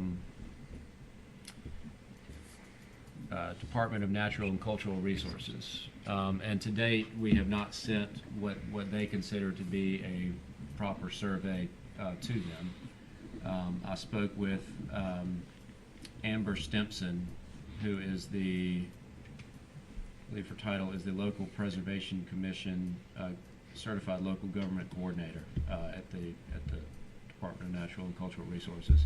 And she sent a bunch of information, and I believe Lisa Waring has talked to her as well, and she sent her some information, and she sent Chancellor some information as well. So we've got a lot of information from her at this point on what we need to do. They recommend that we have an architectural survey done of the property that we want to have designated as a historic district. That's not necessarily required under the statute. The statute just requires that we do an inspection of the property and submit a list to them. They have 30 days to respond to us with recommendations. Those are just recommendations. They aren't binding in any way. But they're valuable recommendations from the Department of Natural and Cultural Resources, which, has a lot of valuable insight into these types of districts. So at this point, I guess what we need to do is decide if the board wants to retain some sort of, some sort of architectural engineer or something to do an architectural survey of the historic property. The last survey we had done, I believe, was 1985. So it's been a good amount of time since that was done. It was updated There was somewhat by the updated planning by- board, but to what degree, I don't know. Right, and maybe Chancellor she or was Lisa sent could that. speak to that. Yes. Amber was Just to sent clarify, an update. in April of last year, staff submitted to the state the rules of procedure that we conducted, the general guidelines that they suggested we adopt until we actually pay for a consultant to do an official set of guidelines. We sent them the updated ordinance. If you recall, the ordinance that was initially done was done as a 5-member board, and we updated it when I first became the liaison to reflect the 7-member board. We also sent them an updated map that the county updated based on the inventory that was done in 1985. In my opinion, which was what I indicated at the last historic meeting last week, is that 1985 survey, I'm a planner, Cumberland County staff has planning. I don't think any of us are qualified as historic preservationists. So I think the update that the county did is they simply took the inventory and drove around and indicated what buildings were still there. My opinion is that what the state is looking for is an updated report that indicates the current condition of all of those existing structures, because since 1985 there may have been some changing of hands, change of ownership, renovations and things of that nature that may have taken a building that in 1985 had historically contributing elements, but those elements today may not still exist. So this actually came out, if you recall, the joint meeting we had where Commissioner Bellflowers was asking about certified local government status. Part of the criterion for local government status says you have to have a commission, which we have. Our ordinance that we adopted had 2 parts. It adopted the creation of the overlay district and the adoption of the creation of the commission. But there's a section of the CLG, Certified Local Government, that says we have to be actively enforcing historic regulations. So when I also inquired with Mrs. Stimpson on what we needed to become a CLG, she indicated that we currently are not in a position of enforcing historic regulations because our district is not actually recognized as a historic district, and we don't have current landmarks in that on those boundaries that have been designated. So when she received the report, it's not that she never got it. She sent us an email that said they mapped everything in the report, and to date there are still no structures in it that they have recognized as historic structures. So until we actually move forward with designating an official historic district or designating a structure in there as a landmark, we do not qualify for the CLG. What I suggested at the last historic meeting last week is that if this is budget season, find a building, Mr. Dees' building. I think there's a historic report or a plan that Mrs. Pat Hall has where there's about 6 historic structures that are recommended. So maybe we identify one of those structures, ask for the funding, and get the report done. But as of right now, what I think I'm hearing from the state is that even though they receive the report, it needs to be updated. One reason why I would really caution not taking an alternative approach, if we adopt a historic district without a recent official historical inventory, we're putting ourselves in a position where if someone approaches us for a certificate of appropriateness for exterior renovations on an existing building, what basis am I setting that he has to comply with when the building may be in the inventory as it existed in 1985? It may not actually exist that way today, so what would I be basing my approval of compliance with historic regulations on? So my point is, if we do the updated report, it establishes what those buildings are today. And that's the actual recommendations that I think I'm hearing from the state. It's not that they're saying that we have to, but they're recommending that report be updated. And that is true. They are recommending that we do an updated report. Just to clarify, a historic district is defined under statute as, hang on one second. Well, I had it a second ago. It doesn't necessarily require historic buildings to be in the district. It refers to the area overall as a historic district. And really what we need to do is set out in 160A 400.4. What we need is an investigation and report describing the significance of the buildings, structures, features, sites, or surroundings included in any such proposed district, and a description of the boundaries of such district has been prepared. That's what we submit to the Department of Cultural Resources. And once we have submitted that, we can take or leave their recommendations, and then the Historic District Commission will make a recommendation to this board as to whether to adopt that as a historic district. So that's really what we need, is that investigation and report. And there's no set requirement as to what that looks like under the statute. What they have recommended is that we do an architectural survey. And that would assist with,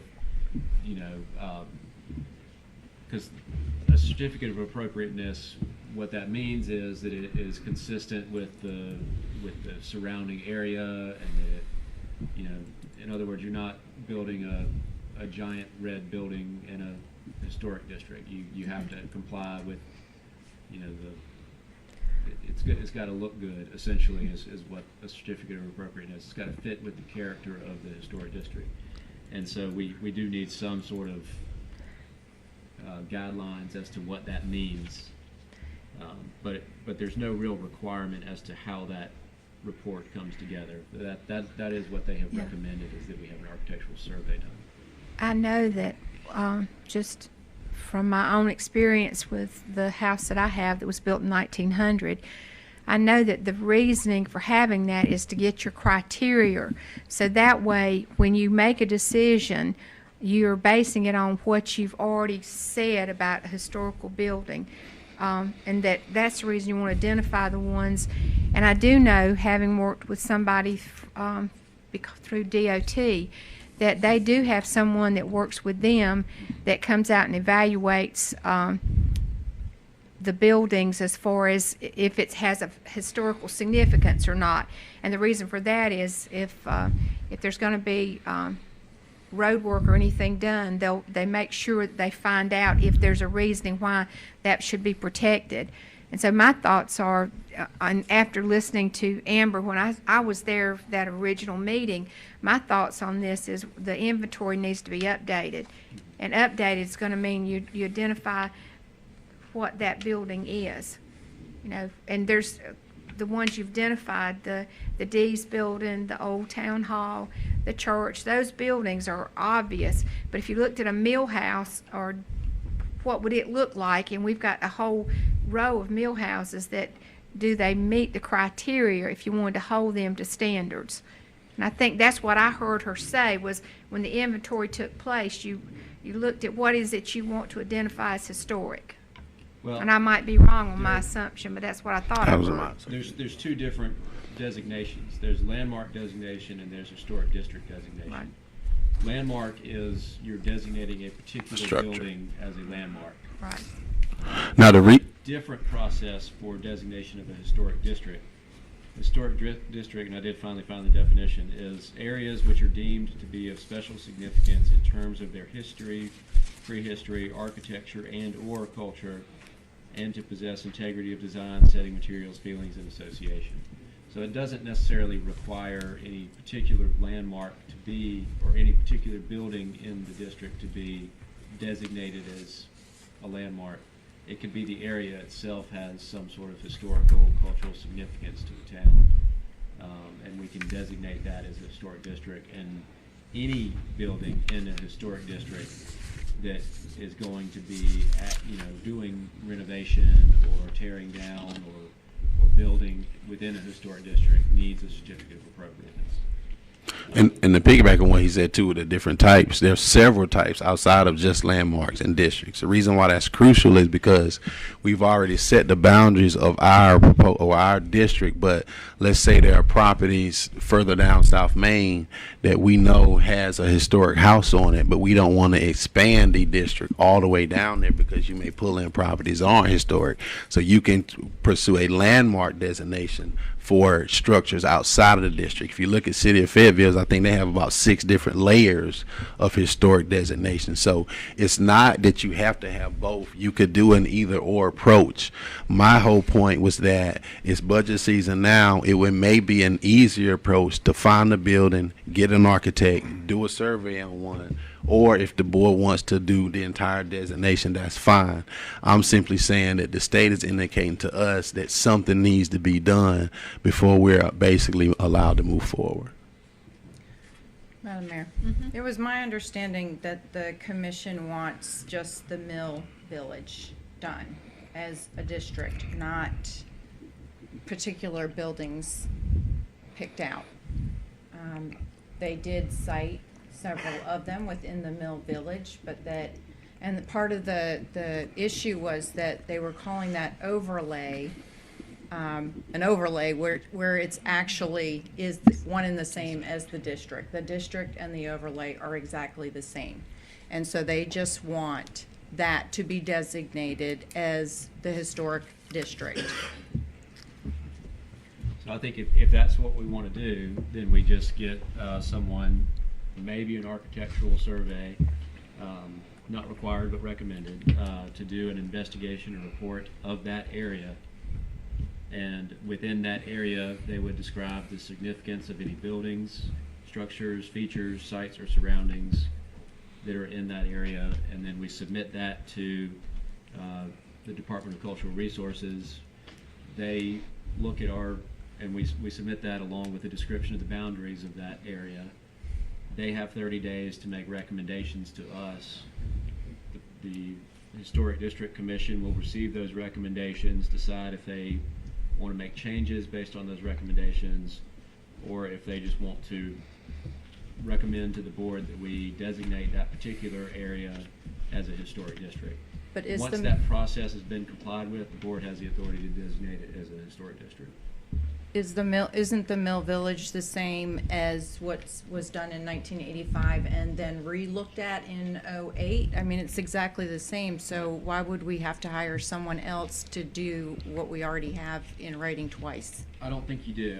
Again, it's recommended, not required. Okay. I think what you could do is put that together in the form of an investigation and report, and it may already be, I haven't seen it. But it's gotta comply with that 160A 400.4 subsection 1. It's gotta be an investigation and report that describes the significance of the buildings, etc. And it's gotta have a description of the boundaries of that district. As long as we have something that complies with that section, we send that over to Department of Cultural Resources. They have 30 days to make recommendations. We can consider those recommendations and then designate it as a historic district. That would comply with the statute. Madam Mayor, Dan, the way I understand this, and I'm not sure, I'm going to make sure that I am. The 1985 study, the original study, the board at that time approved that document and that historic district. Am I correct? That is not my understanding. I've not looked back at 1985 to see how it was done. Okay. But it would have needed to, the board would have needed not only to approve that, but it would have you have to comply with that step of sending it to the Department of Cultural Resources. And they make recommendations and then you vote. And then it was validated or updated again in 08. Same plan, same documents, same study, same district. Now I know we can go back to 08 and research this. You wrote it? I was the planning admin when the county did the inventory in 2014 around the same time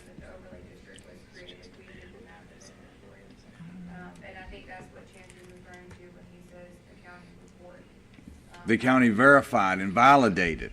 I typed it in 2014. What happened after that? The planner at Okay. that time was Robert Haig, who was the liaison with, Chancellor wasn't here when it first started, I don't believe, No. with the county. And Robert Haig was the planner that was working. Okay. with the county.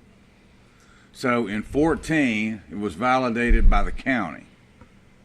The amendment for the historic overlay district and the inventory map, was worked on in 2014. So the package is validated, it's ready to go.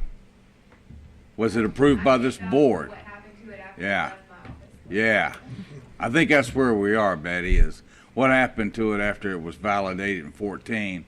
Was it approved by a previous board?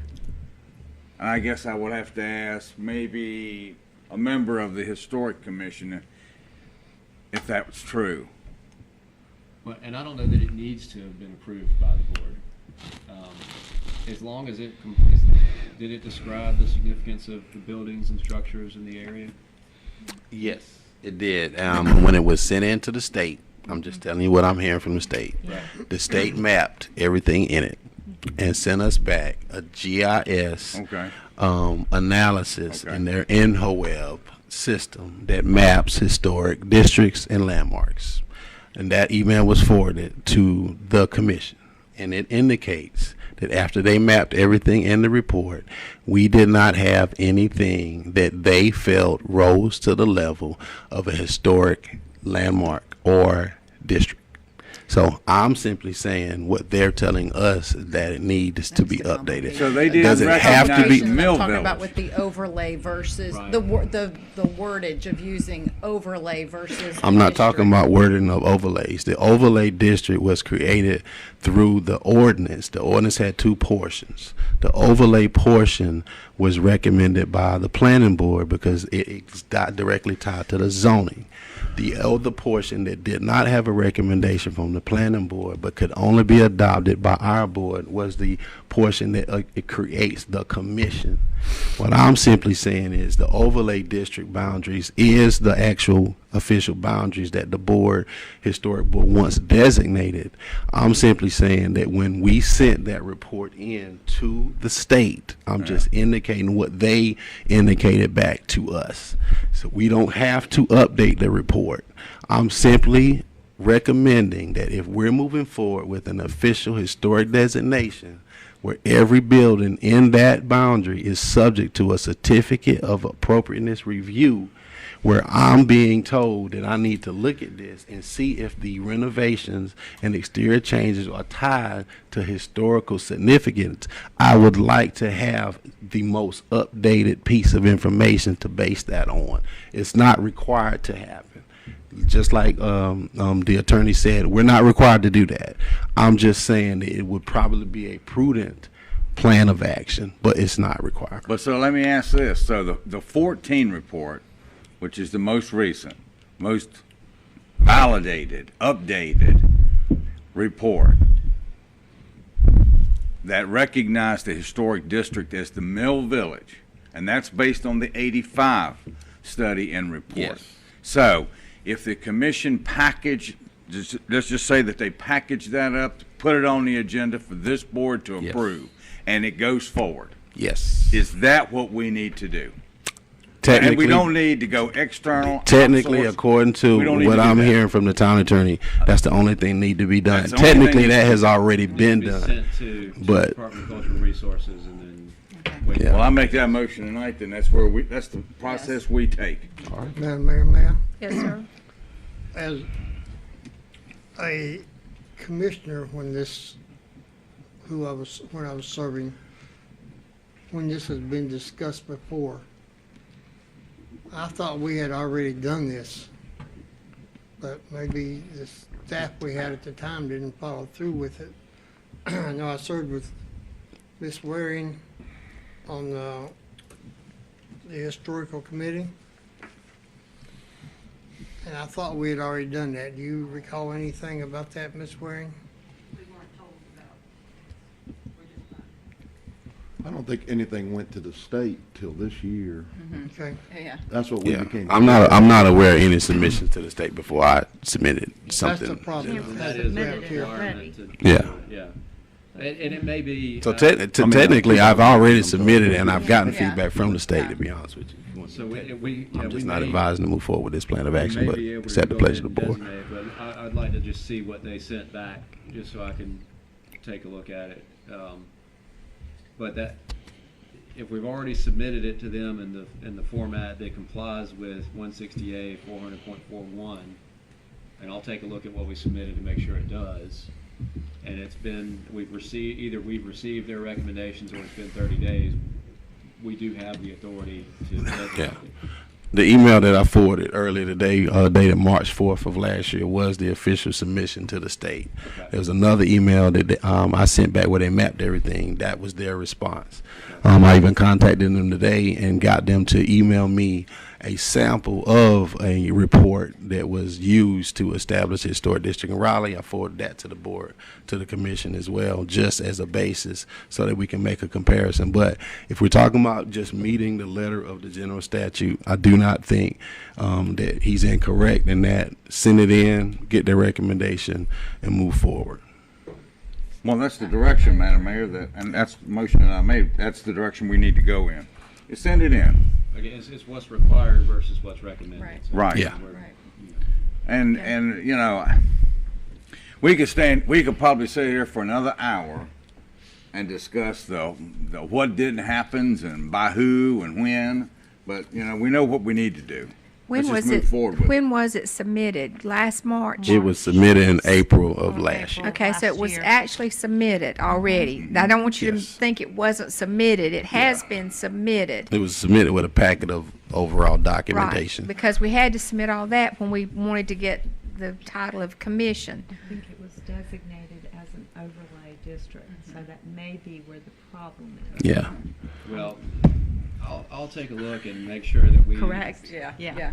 I'll look at what we send and make sure we send it in a way that is clear to them that this is our submission under this statute. And here's how it complies. And we'll wait for their recommendations or wait 30 days and then, you know, the historic committee or commission can take a look at whatever they send back to us and make a recommendation to the board. Okay, so That the seems like the way to go.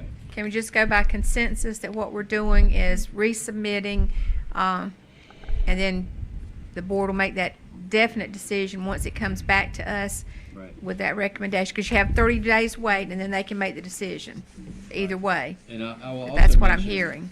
Yes, that's correct. And so that will help, but that will comply with the statute and give us the authority to create a historic district. I will say she has also indicated that there's free training available, that they have recommended that the entire historic district commission attend, and as well as Chancellor, they said you're free to attend as well. And they said it'd be nice if a couple board members attended as well, just to get everyone on the same page. That's correct. They actually offered about 26 last year. I went to one of them. The next annual training is on April 5th, and I forwarded that to the commission today as well. And that's free training. Yeah, that's free training. Where was that at? Do you know? It's at their headquarters in Raleigh. They do that about once a month or? I'm not often. I'm not sure exactly how often, but I can get all the dates for the remaining of this year. But when I reached out to her early in the week and she sent me the information today, she did reiterate, and she does reiterate that pretty often. I think the reason why the board commission wasn't able to go to the last one that I went to on their behalf is with the same weekend of week of Old Mill Day. So I don't think they were able to attend. But and Mrs. Stimson is a very good resource, and that she's always offering us. She even sent me a link with all of the consultants we could hire. So if there's any information that we need, she's definitely readily available. And again, she did indicate the next training opportunity for our board is April 5th.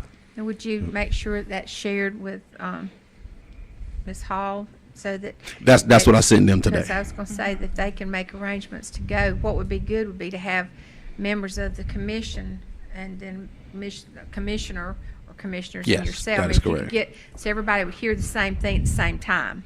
And I will say, a lot of these trainings, they do consist of liaisons. I think we've had definitely several that had commission members and city council members as well. So it's really a nice makeup of different groups of people that are all interested in historic preservation. Okay. Madam Mayor, just to be clear, on Commissioner Bellflower's motion, So that we we're have a gonna, motion. we're gonna send a packet to Raleigh, they're gonna send back a recommendation, and then we're gonna Right. adopt right. historic district based Well- on their recommendation? Well, you No- can, no, you we- wait 30 days and you can do whatever you want to. That's what the, Yeah. that's what the And what I'm attorney hearing is stated. even if they do recommend, it's under advisement. We're not Recommendation to required. the board. Right. So the recommendations that are received Yeah. will go to the commission. Commission will review those recommendations, maybe make changes, maybe not, and then we'll make a recommendation to the board. Once we've complied with that process, the board has the authority to designate it as a historic district. Mike, that's the process that I wanted a consensus on, is that whatever correspondence comes back from the state, it goes directly to the commission for their action, directly to them. And then the commission will recommend to this board what actions need to take place going forward. Chairman Hall, you okay with all I this? think we're clear. Are you okay with this, Chairwoman Hall? Are you okay with everything? Can she come to the microphone? Come, sit to the mic.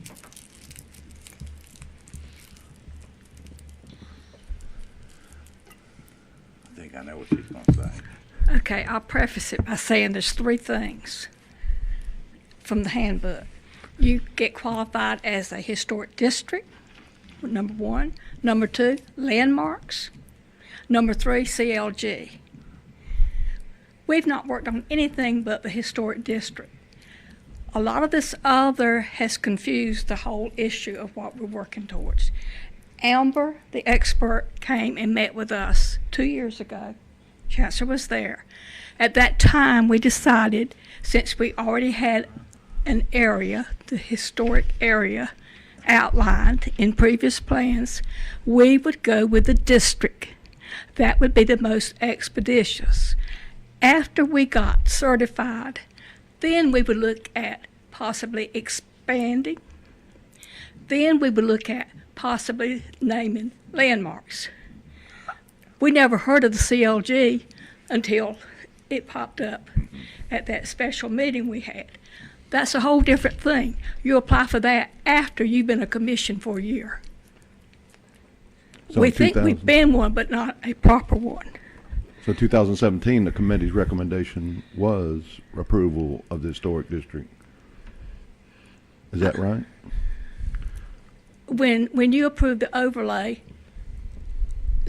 historic overlay, we thought that was the historic district. Now, it's just terms.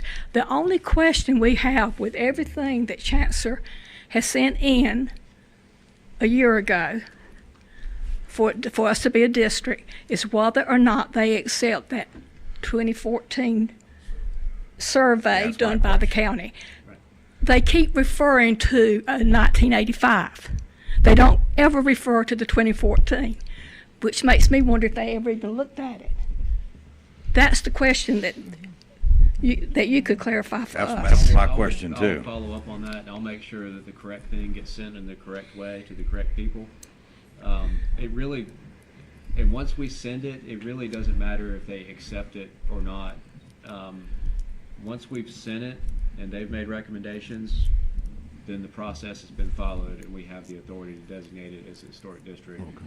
Whether they agree it's historic or not, it's just a statutory process that has to be followed. Okay, Once we okay. follow that process and recommendations are received or 30 days have passed, we've completed that procedural piece and we have the authority to designate it as a historic district.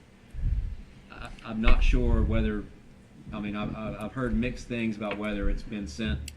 I know it's been sent.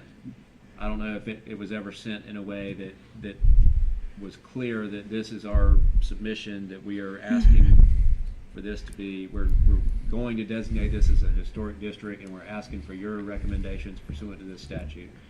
If it hasn't been sent that way, or it hasn't, I'll make sure we send it in a way that is compliant with the statute, and then at that point, that procedural hurdle will be dealt with, and we can designate if we would like to. So that was the missing piece from 2014. Is that As far as after I'm that, aware. the No. board never approved it? That was sent. That was sent as part of the requirements. But they don't ever refer to it, which makes me wonder, did they understand that that was our survey? Okay, They keep referring to the original survey. 85. Yes. Yeah. And short of that, if we have to hire a consultant, we're trying to save money without hiring a consultant to do the very same thing that the county planning board did for us as part of their service to us, And that I we did pay for. clarify today on the phone with her that it is not required that we pay a surveyor to do it. That's what they recommend, but it is not required. The statute just says we send them a report. And at our most recent historical meeting, we left in a turmoil because we were told that we had to have landmarks in order to qualify. Not true. We were told in that meeting that we had to have it. Whereas when Amber came and trained us, we thought, she told us we did not have to. So we went back to the drawing board, went back to her PowerPoint, and clarified those questions this week. We are asking to be a district. We're not asking for anything else. Next year, we may be up here asking for you to approve landmark buildings. We're doing it a step at a time, and all the confusion has come by intermingling these three things. I think we're good. You know, we thought we were a commission over and over and over and over, Thank you so and we much. could get knocked down. No, you're not. Thank you, Ms. Hall. Thank you. Thank you. Okay, So, we got a motion on the floor then? Call for the question? okay, Oh, Commissioner Lee, No. You already said call for the vote. okay. I was getting ready to do it. All in favor, what they're voting on is really just to send it forth, not to make anything, just to send it Yeah. The forth. 2014 study. Right. Right. So I have a motion to send forth the study to start the designation. process. All right, all those in favor signify by raising your right hand. Seeing none opposed, thank you, sir. Thanks. Yeah. Next, tree preservation. All right, I'll take this one too. So, I understand that there was some concern recently about a resident cutting some trees, and I've been asked to look into one, what sort of ordinance we have in place now and whether that would have applied, and two, whether we can strengthen our current ordinance to cover something like that in the future. So the first question is, does our current ordinance apply to that situation? The answer is no. Our current ordinance only applies if someone is developing or selling property. We've been told that the individual in question was not developing or selling the property. And in that situation, we currently have no ordinance that would prevent or require a permit or anything like that for cutting trees on private property. Second piece of that is, can we have something that does that? And that's a little bit more complicated a question, but the bottom line is we can work on strengthening the ordinance. There are certain restrictions. You cannot prevent anyone from engaging in forestry, but we can have an ordinance that requires, for example, someone to prove to us that they're engaging in forestry as defined by statute. And they would have to have a forestry management plan in place that is approved. But statutorily, we're not permitted to regulate forestry. So if it is legitimate forestry as defined by North Carolina General Statute, we're not able to have an ordinance that would prevent that. What we can do is have an ordinance that applies, that carves that out, that says, okay, if it's not forestry as defined by the statute, then you're required to have a permit, or you're required to, submit a plan to us or something like that, or you're required to maintain a certain amount of canopy or something like that.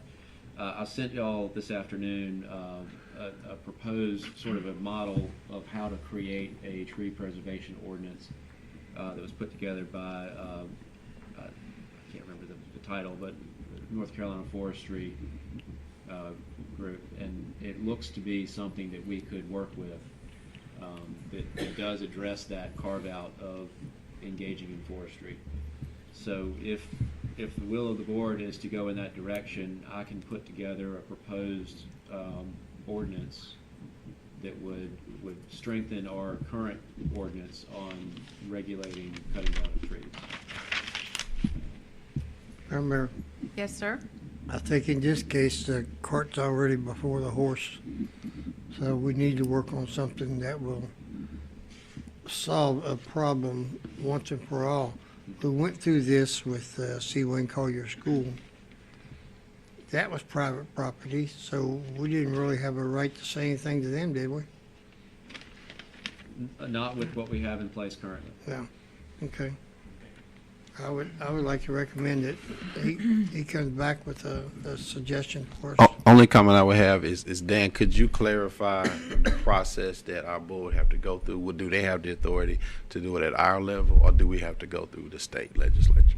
So I've looked at that a little bit. I've talked to the School of Government. The forestry statute that says that we can't regulate forestry does have a provision that says that municipalities are allowed to regulate trees consistent with special legislation given by the General Assembly.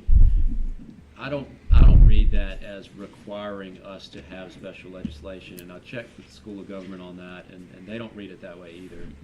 They read that as, a number of municipalities do have special legislation that allows them specifically to do this, and I think, the fact that some people have it leads everyone to believe that it's required. I haven't found any statute that specifically says you're required to have it, other than that one provision of the forestry statute. And I don't read it as being a specific requirement that if you don't have that, you're unable to pass ordinances. The general ordinance power allows us to regulate acts that are detrimental to public health and safety. And I can see an argument that cutting down trees could be detrimental to public health and safety, air quality, storm water runoff. It seems to fall within that class of things that we as a municipality have the authority to regulate. Now again, there's a big carve out where we can't regulate forestry, but assuming that we carve that out of the statute, that this ordinance does not apply to that, I think we are permitted as a municipality to do that without necessarily getting special legislation. The argument that we are required to have it is probably based on that statute that I mentioned, and maybe based on the fact that a lot of municipalities have gotten that special legislation. We could take a two-pronged approach of one, creating an ordinance while at the same time seeking special legislation if we wanted to err on the side of caution. But as I read the statutes, I haven't found anything that specifically says you're unable to draft legislation or draft ordinances regarding trees without special legislation. So I personally think that we have the right to do it without special legislation. Other people have felt that it was necessary and obtained it. We could try to do both. We could seek special legislation to allow us to do it, or we could say we're doing it under another carve out of that forestry statute is nothing in here affects your right to control zoning and unified development ordinance. And I think if we want to adopt an ordinance on this, it should probably fall under that, as well as the general ordinance making power for regulation of acts that are detrimental to public safety and health. When you write that ordinance, are you going to write what happens if you don't follow the ordinance? I would assume that would need to be part of it, yeah. Because I believe that whatever ordinance you come up with, legally, it will be challenged. So I think if you're going to have an ordinance, you got to have the teeth have got to be in it. What happens if you don't do what the ordinance says? And I think that's going to be important or key to whatever is written. Agreed. Madam Mayor. Yes, sir. With the forestry plans, don't most of them require reforestation? Some do, and in order for it to be forestry under the statute, and let me pull up the statute so I can cite it to you here. I think you are required to have a plan that's approved, and I think a lot of times approval of a plan would require some sort of plan to repopulate the trees. I mean, 162's been all clear cut. Right. And it's not in the town of Hope Mills, but it's in our MIA, I think. Then you got a lot of citizens. Of course, we don't want to go into a communist state of affairs here, but we do want to get some controls. A lot of citizens don't like pine trees or the gum trees, and but usually plant some other type of tree to replace them. So I want to make sure we'd have a little bit of leeway in whatever we do, as long as the citizens are as long as the citizens have some type of plan to replace the trees that are cutting down. If it's a significant number of trees, call it reforestation or whatever. But when you do the clear cutting, it just right now I see us having a big problem with erosion coming down the hill, right into Heritage Park, and there's a major cut where there probably has to be a retaining wall pretty soon put up, and it's something we're going to have to deal with in the near future if there's not reforestation on the adjacent property. The forestry one, though, does speak to waterways and cutting, a certain distance from waterways for erosion and sediment and things like that entering into the water, I believe. I thought I read that. Right. Well, but if it falls under the definition of forestry, and the statute is 168 -458.5, it's what precludes us from passing any ordinance that regulates forestry. Right. But even with that, in order for it to be legitimately forestry under the statute, you do have to have the forest management plan that goes through proper regeneration and environmental issues and stuff like that.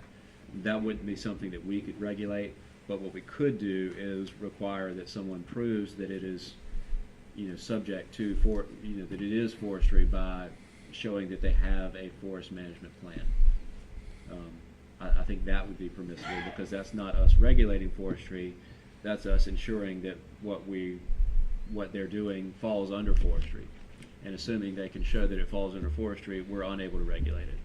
But I think we are allowed to say we're regulating things that aren't forestry, and in order to, be excluded from the regulations, you just got to show us that it's forestry. And part of that is you have a forest management plan. And that would, excuse me, Madam Mayor, Dan, that would include environmental impact? The forest management plan would, yes. Okay. Now, again, we couldn't regulate that itself, but we can at least require that they show us that they have that. So we can have both, the forestry and a ordinance in itself outside of forestry, correct? Right. We can have both, Our yeah. ordinance would say that this ordinance is regulating the cutting of trees that do not fall under the category of forestry. Forestry, right, okay. Okay. I got you. Then we already have ordinances for commercial developers or residential developers. We already have ordinances in place that do apply, but only in the case of development and sale. So this would be an ordinance that would apply to property that is not currently being developed or for sale. I mean, that area off of Legion Road, I think it's Meadow Branch across the street here from our neighborhood. I don't think there's a tree in the whole neighborhood.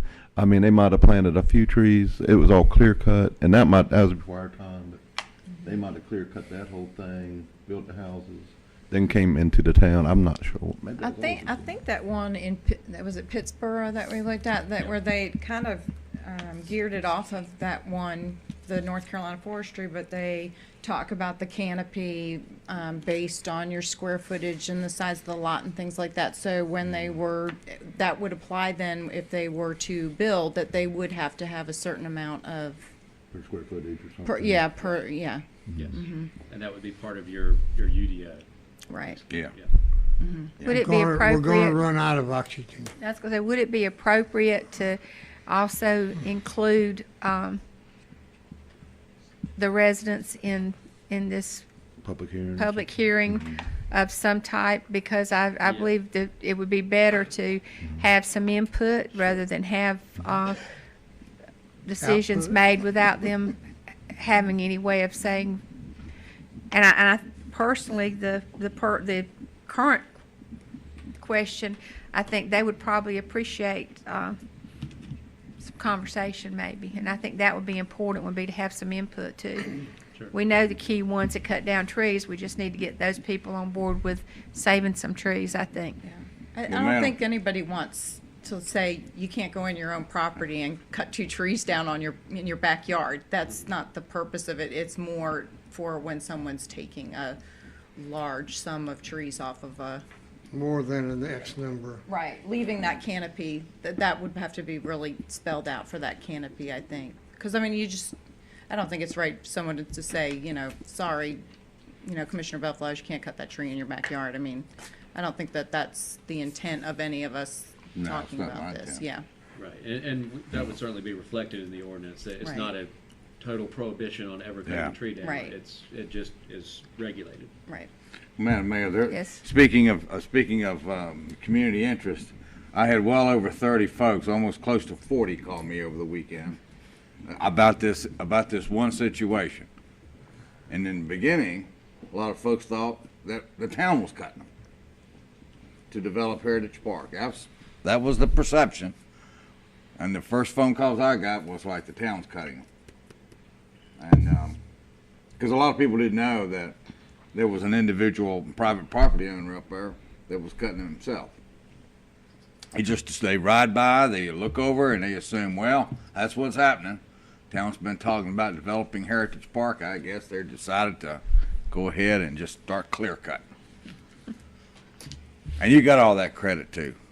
I'm sure you did. I just want to go on record as I think that's just the absolute most dumbest thing I've ever heard.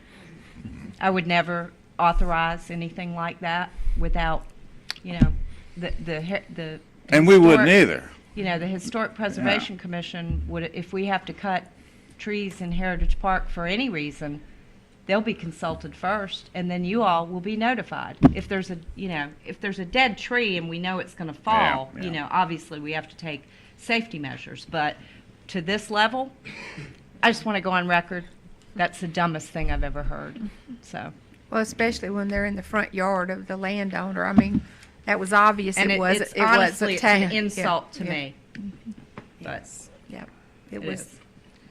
Okay, so we're moving forward with bringing something back on, Yep. all righty. Is that the consensus of the board? Yep. Yes, yes, Okay. yes. It is. Sir. Next is item G, and that was from the consent agenda, and that's consideration of approving the town manager to sign a lease agreement for the temporary police station, in the former Ace Hardware Building at $5,000 per month. Okay.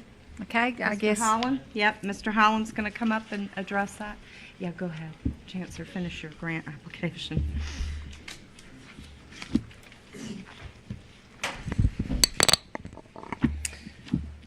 Okay, at the budget retreat, we presented information about the lease and why we had narrowed it down to the Ace Hardware building and had consensus from the council to move on with the lease, so it was brought to you tonight on consent. So what, I guess, specific questions do we have about the lease for the police department? Madam Mayor, may I Yes, first? sir. I don't recall the extra $500 after the first year and going up after that. I just heard $500 a month or $5,000 a month. And I read in the agenda packet that it's going to be going up $500 a month. Oh, that's if we were to extend the lease. Yeah, that's. Past We're the not 3 gonna have years. this done in a year, are we? What's that? We're not going to have this building next door done in a year, are we? Not a year. We're signing a lease for 3 years at $5,000 a month. If we This were to says- go beyond the 3 years, then it would increase another $500. Didn't this agenda packet say that went up $500 a month after the first year? No, after 3 years. Okay, good. Yeah. Yeah, the contract is That's where for I 3 get the years at speed $5,000 a month. Okay. That's still a lot of money, but we gotta do it. Any other questions in reference to that? Madam Mayor, I have Yes, some sir. questions, but it's for the police chief. If, Well, and Drew can. and Drew, can help I may too have a with- question or two for you, but Yeah. I Okay. wanted to ask the police chief point blank, the pros and cons of this location. I wanted to hear it from him. Good evening. What'd you like first? Excuse me, pollen's been really Just pick reeking me one. this week. This location, centrally located, it's got a secure parking area in the back. The building is basically a blank slate. We can go in there and set it up pretty much however we need to do. There won't be any demo work. We've looked at, we looked at 4, 5? We've looked at a number. One other building and then an option of some mobile units. Yeah, and some were good locations, some were good space, but most of them you'd have to go in and knock walls down and do a lot of improvement. One of our biggest handicaps is we're with the records management system for the county. When we merged some years back, we merged into their record system. So all our police files are through their servers. Because of the data that's involved with it, we have to have a fiber line. And that's a dedicated line to transfer all that. And this thing is just insanely expensive to run. I was educated on it. Because when we started first looking at other spots, we're like, well, that looks pretty good. This is, well, what about the fiber line? Okay, well, we'll run the fiber line to it. Thousands and thousands of dollars in some cases, just incredible. You have options. You can run it above ground, which is cheaper, still thousands of dollars. You run it below ground, it almost doubles or triples it in some cases. So, and getting back to the original, with this particular spot, we're running the fiber line 2 blocks. That's almost nothing compared to some of the places we've looked at. This particular spot, you have 2 accesses. You have a Main Street access, and you have an access out onto DeBerry, which goes up around Trade Street. We all know that. So that's good. You don't have just one way in, one way out. And like I said, the building is like pretty much a blank slate. We can go in there and set it up, and when we get done and we're ready to move into the new facility, we can extract ourselves almost as simple as we went in. And the goal would be to leave the building in as much of the condition as we initiated the lease with. To retrofit the building, I'm sure you're gonna have to have emergency generators. Yes, sir. Okay, and we're paying for those. Yes, sir. Okay, and to wire them. And are we leaving them when we leave the building in 3 years? No. We're bringing them with us. And Chief Achardo and maybe Drew, if you could speak to the option of the mobile units and then an option of you all moving in here and what that would entail. Mobile units. We've looked into talked that. extensively about mobile units. Just to, and the biggest problem with mobile units is where are you going to put them? Because the town doesn't have a lot of open space that's not being used where you could put them at. And so we talked about the golf course temporarily. Fiber line came into that. That just is unpractical to run it that far. We talked about putting it behind the existing modular building where our investigators are at now. To just get to the space that we have now in the police department, which we have 3,500 and foot and some change. What was it? 4, 5 Yeah, modulars, you yeah. can- Yeah, because we had all this research done before we decided. But they've got 3,500 square feet in the current police station. Right. Which if you transferred that to a mobile unit type, that would be a 5-wide mobile unit. A 5-wide mobile unit would cost roughly $4,500 a month as far as rent. Setup would be $14,000.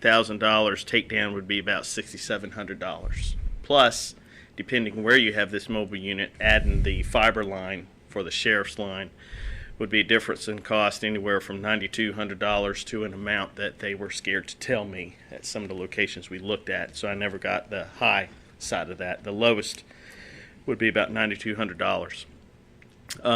If we were to go with something along the same lines of the same size as what we'd be getting with the Ace Hardware building, which is 6,400 square feet, an 8-wide trailer setup would be closer to the 6,400 square feet, which would be $5,700 a month, which is more than what the lease agreement we have now. And the setup would be $22,800, and the takedown 3 years later would be $10,000. So it really was cost prohibitive to do that. So what we worked out with the Ace Hardware building is actually less than that, and it's actually more square foot than that, and it already exists. So the setup on the inside and everything that goes a lot with it was a lot less than what we discovered in pricing out mobile units. So we did the homework. We recommended to y'all the most cost efficient and, for what we needed for the next 3 years, most efficient use of town funds. It worked out the best. Drew, was there an option to purchase the building? The Ace Hardware building? No, that was not an offer to purchase it. It wasn't offered, or it's not? It was not an offer to purchase, only to lease. Okay. Did you ask about it? They never offered it. I didn't ask to purchase their building. They didn't seem to be interested in selling it. Okay. So. And the reason I say that, because, we're looking at $180,000, and that's just for 3. I don't know if we'll go past that, because you never know what construction looks like. And and then we're going to retrofit the building too. And that's a nice location. And that building, of course, is about 6,500. 6,400 square feet. Yeah, nice location and a nice building and a very nice place. Just be a good investment. I mean, I could ask them, but if we're looking at purchasing property, I would defer to the town attorney in discussions about that. Yeah, I understand. But my question was it offered? No, that we only discussed leasing the property. If we were going to go into any discussions about purchasing any property, we would have to come before y'all before we even discussed it. Correct. So I would not do that. Is that an option before we say I yes can call on and this ask lease? them, but again, I don't know that we should be discussing property in open session. Yeah, this is not, you don't have this conversation in open session. Well, yeah, you're right. We talked about this at the budget retreat, so. This is a 2-year lease? It's a 3-year lease. Then why does it say? Beginning May 1. Why does it say May 1, 2019, ends on May 1, 2021? It begins May 1, 2019. And 1/8, ends, 21, I guess, 1/8. April 30th, 2020. 2020. That's 2 years. 3 years. A year from now is 2020, then 2021, right? Yeah, it's 2. Then it'd be It says 22. 2. It's a 2-year lease you got written up here. Yeah. Under term of lease, the lease begins on May 1st, 2019, ends Ends May May 1, 1st, 2021. Like Commissioner Mitchell, Mayor Pro Tem, whomever, whatever, we did discuss this at the retreat, and it was just explained to us as a 3-year lease. Okay, that could just be a typo then, but it is. It says right there, We're doing an option after 2? no, it's Or we supposed to got be a straight- 3-year straight lease. 3-year lease. Yeah, because then it says January 31st of 2022. I see that. Yeah, that's a. Yeah, that's a there's some typo. dates wrong in here. I think what happened when we changed the lease This is the second one that they sent me. There are some other dates on here that they did not change. Maybe we want to get out there in 2.5 I can make sure years. that that's correct. Mayor, It is supposed to be for 3 years. Can I table this issue until we have a discussion about what we can't discuss here? That's up to y'all. Can I ask a question? Sure. So in speaking with Town Manager Adams, what are the negatives of you all moving in here and administration moving so that we wouldn't have to pay for fiber optic lines to be laid and since this was once a bank and part of it, I didn't know if that helped security-wise, I don't even know what's left of the bank. I know it's a pain for administration, and I'm sure you're all like, oh my gosh, stop, don't say anything. But is this not, that's $180,000 plus the fiber optic lines being run. You could get your detectives in here. Could administration move into the mobile ones we have and also into town hall or even get another one or something to that effect? Would this building work for you? We can make any site work for us, is the best answer I can give you. It's a matter of how much you want to put into it. I personally wouldn't recommend moving out all of your administrative offices to an off-site location, because even if you're not going to, you're going to save the problem of the fiber line, but you're still going to have to run the fiber line from basically the rear of the police department underground, under all the concrete, over to this building. And that's would be very expensive. Then you're looking at, you're still going to have some place for everybody here to go.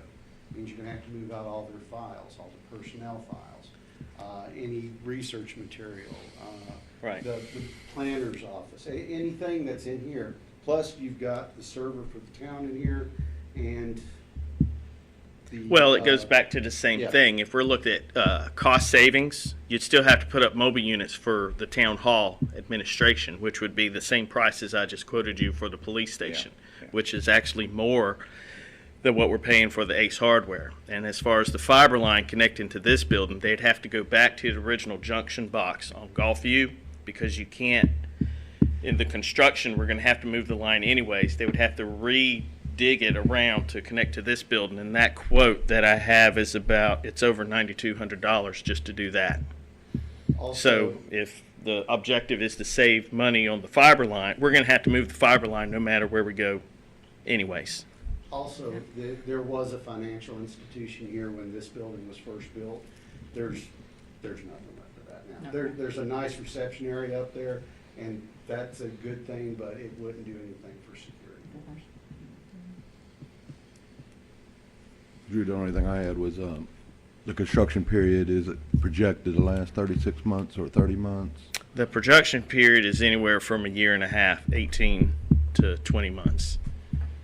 So, I mean, if they could move in, we're still stuck paying the rent, those last portion of the lease. So as far as cost that we're looking at, it's the same as, leasing mobile units. And then we've got to put those mobile units somewhere. And anything that's a 5 wide to an 8 wide, we're looking at having to give up one of the parking lots on the property that Parks and Rec uses for the athletic They would fields. only entertain a 3-year lease, not a 2-year. We would probably still have to do a 3-year lease, because that's entailing prior to construction, during construction, and sometime afterward to move into the new facility. We can Still looking at use that building for 180,000. something else, can't Yeah, we? we're looking at the same amount regardless of what we do. Yep. So this is actually the most viable option, is the hardware building that we presented to you. Chief, Yes, sir. investigators are going to stay in place here, right? No, sir.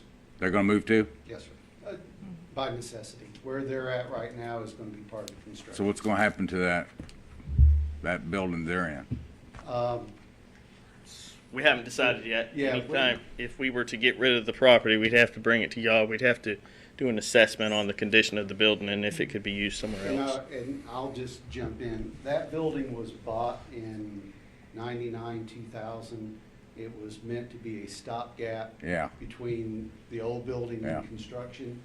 I'm not sure as to the stability of even moving it. It was supposed to be there for what, 4 years. 4 years, and it's still there. And let's not forget, it almost became a sailing ship during Matthew.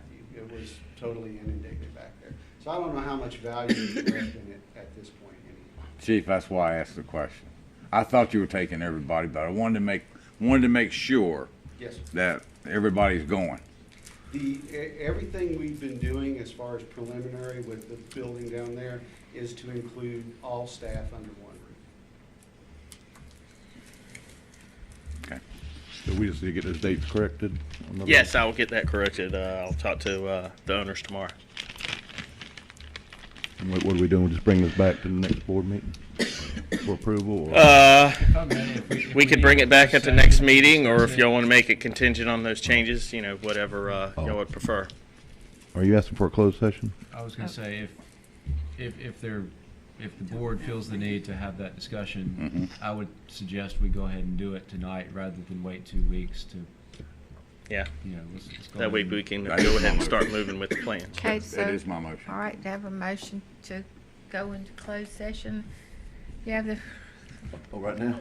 yeah, I see it. We don't have waiting enough in there. information to go to closed session, do we? We don't know where the To hardware. instruct, To the- instruct. to instruct You can't as to talk. what you want to do. Yeah, can't talk about this acquisition of anything out in, you have to The talk about purpose it. would be discussion of, So y'all ready to roll down in? Let's go. or All right. we can do it now, or we can do it at the end of the I'd meeting. rather do it now. Well, why don't we do it at the very end so that if people want to go? Yeah. There may be people that want to We're gonna leave. wait. We're gonna make that motion at the end after All right. staff comments. All right, Okay. well, thank you, sir. All righty. We'll be back with you. All right, next on our agenda is the manager's report. Okay, thank you, Madam Mayor. You're welcome, thank you. All right, the former golf course property. We had asked that DOT give a cursory look at the proposed temporary driveway location. DOT has given unofficial approval of the proposed location and given the go-ahead to have an engineer draw up the design for submittal. Staff is proceeding with the driveway permit submittal.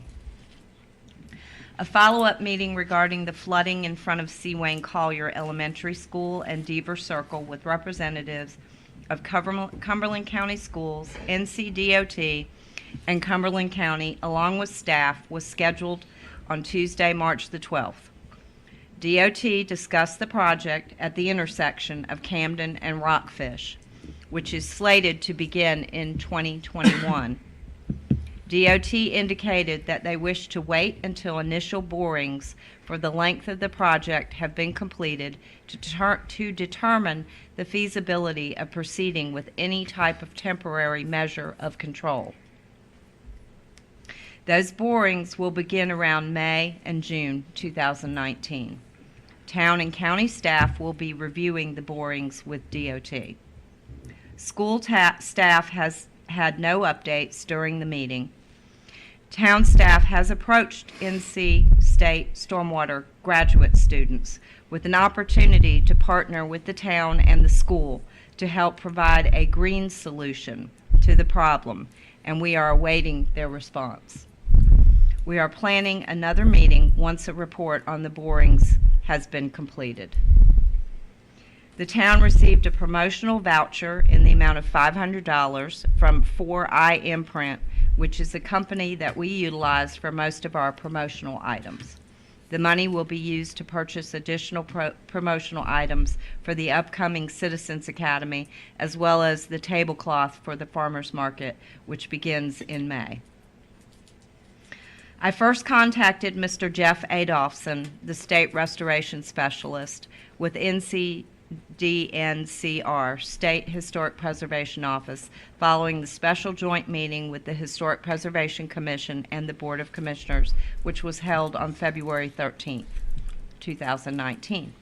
He indicated that he was very busy, but would try to get back in touch with me within 2 weeks to schedule a date to come and do the inspection of the parish house. As of last week, I had not heard from him. So I emailed him 3 times and left 2 voicemail messages concerning when he was coming to do the inspection of the Episcopal Parish House.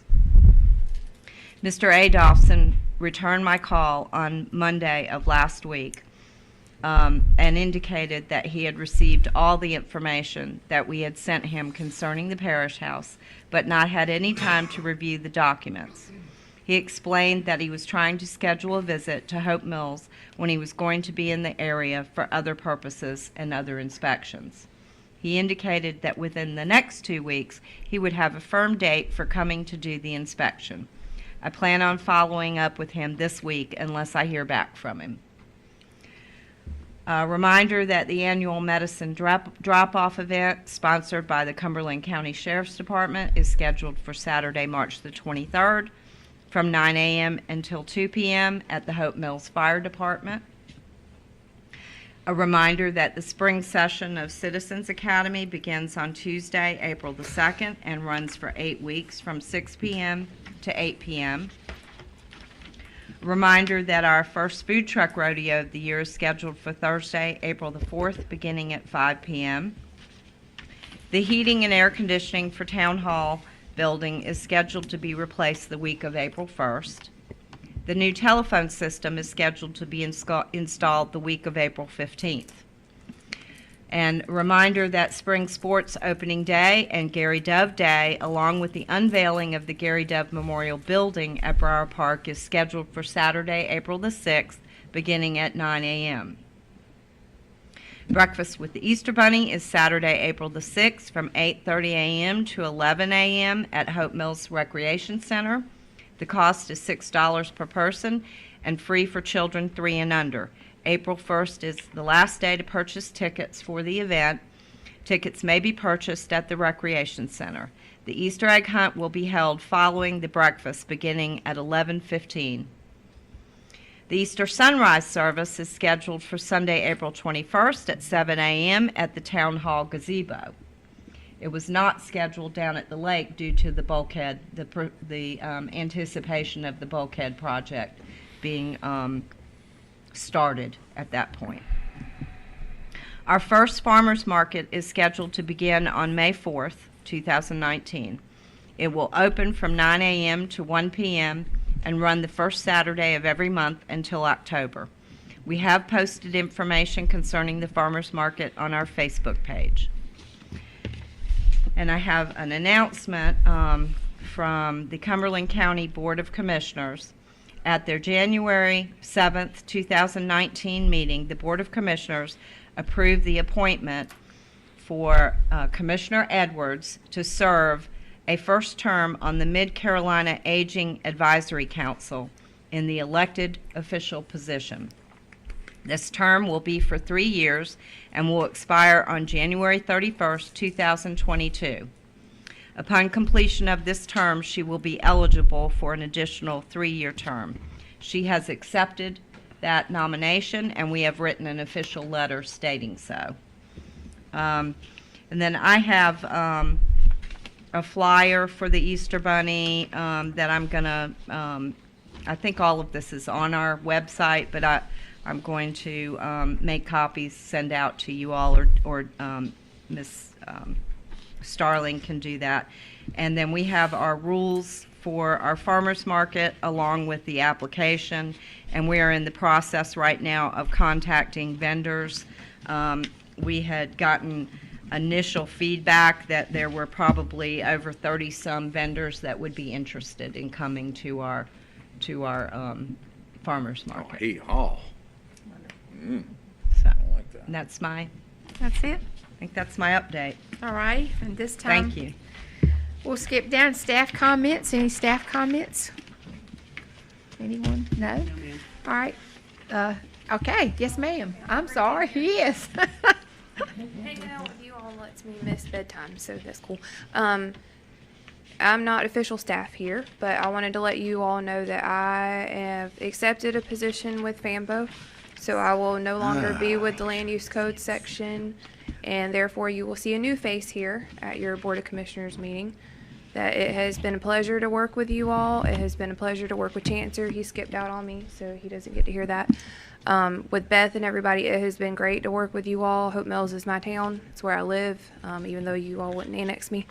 But until my position is officially filled, I believe Ed is going to be coming back to the meetings, but they haven't really worked that out yet. I may be here in April due to the sign ordinance coming back, but after that, I will be with FAMPO, so hopefully we'll work with you all in that capacity. So thank you for the time. Thank you. Thank you so Thank much, you for. Betty. Thank you, Betty, Appreciate for all all your you've done. service. Betty, you know where we are on Monday nights. If you get bored, you can find your way here. Okay, next we have official comments. Is there anyone that would like to make an official comment this evening? I'd just like to Mayor, thank I all will. the Yes, speakers sir. that came. April 6th is going to be a busy day around here for parking. With the stuff going on at the Parks and Rec building and at the ball fields. Chief, I hope you got a crew ready. Because parking's going to be at a premium. If you can find some. I would like to say that through this whole meeting tonight, we had one split vote. 4-1. One. How do the residents see that we're bucking each other head to head? I think for everything we covered tonight, one vote that wasn't unanimous. I think people want to see their name in the paper sometime or something, but Roger's not here. Lisa is. We don't work perfectly together, but we work together. I think we all have the same common goals. We sometimes look at it a different way to approach what we would like to see. But it's all about our citizens, our town. And as long as we stay focused on that and don't get sidetracked by somebody's opinion, I think we'll be all right. Thank you. Thank you, sir. Anyone else? I just wanted to thank Okay. the speakers that came tonight to speak. Okay. I'll have some liaison reports for the Historical Preservation Commission and also Fayetteville-Cumberland County Economic Development Corporation Municipal Advisory Coalition at the next meeting, I suppose. That's when they're due, the That's next when they're meeting. due. Yeah, they're not due tonight. And, They're not on the agenda. Yeah, I would just like to say, for the citizens that made comments that we don't work hard, they might want to sit with us till 11 o'clock at night or come to all the meetings that we go to. Maybe they'd appreciate this just a little bit more. But we do put a lot of time and effort. This is the hardest working board. This board here has worked twice as hard as the board I served on prior. I can Well- assure you that. And I would say that that list of accomplishments that I sent you is really a team effort. That's right. We're one And big I team. think that was a pretty lengthy list of things. So, you know, I didn't do all of that by myself. That's right. You And I- all had, you know, major part in everything. So. I'd advise the citizens not to read reporting that's one-sided and has never, ever asked opinion of 4 of us on this board. If you want to read some responsible reporting, then get back with us or get to know us. That's always a good thing. I'm preaching to the choir out there. I'll shut up now. I appreciate y'all. Any other And, comments? Okay, do we have a motion? Yes, Madam Mayor. I think this is the right one. Dan will let me know if it's not. Motion to conduct a closed session pursuant to North Carolina General Statute 143, 318.11A5 to establish or instruct the public body staff or negotiating agents concerning a position to be taken concerning the acquisition of real property. Okay, I have a motion. All those in favor signify by raising your right hand. We'll adjourn to, or we'll move to the front conference room at this time. At this time, I'll call our meeting back to order. Yes, Madam Mayor, make a motion to move to seal the minutes of the closed session until such time as the release of information will no longer frustrate the purpose of the closed session and further no action was taken. Have a motion. All those in favor signify by raising your right hand. Seeing none opposed, do we have another motion? Madam Mayor, Yes, sir. make a motion to approve the proposed lease for 3 years, beginning May 1st, 2019, for the police department at 3800 South Main Street at $5,000 a month. Can I have a motion to approve the lease on South Main Street with the Police Department? All those in favor signify by raising your right hand. Seeing none opposed, do we have a motion to adjourn? Yes. All right.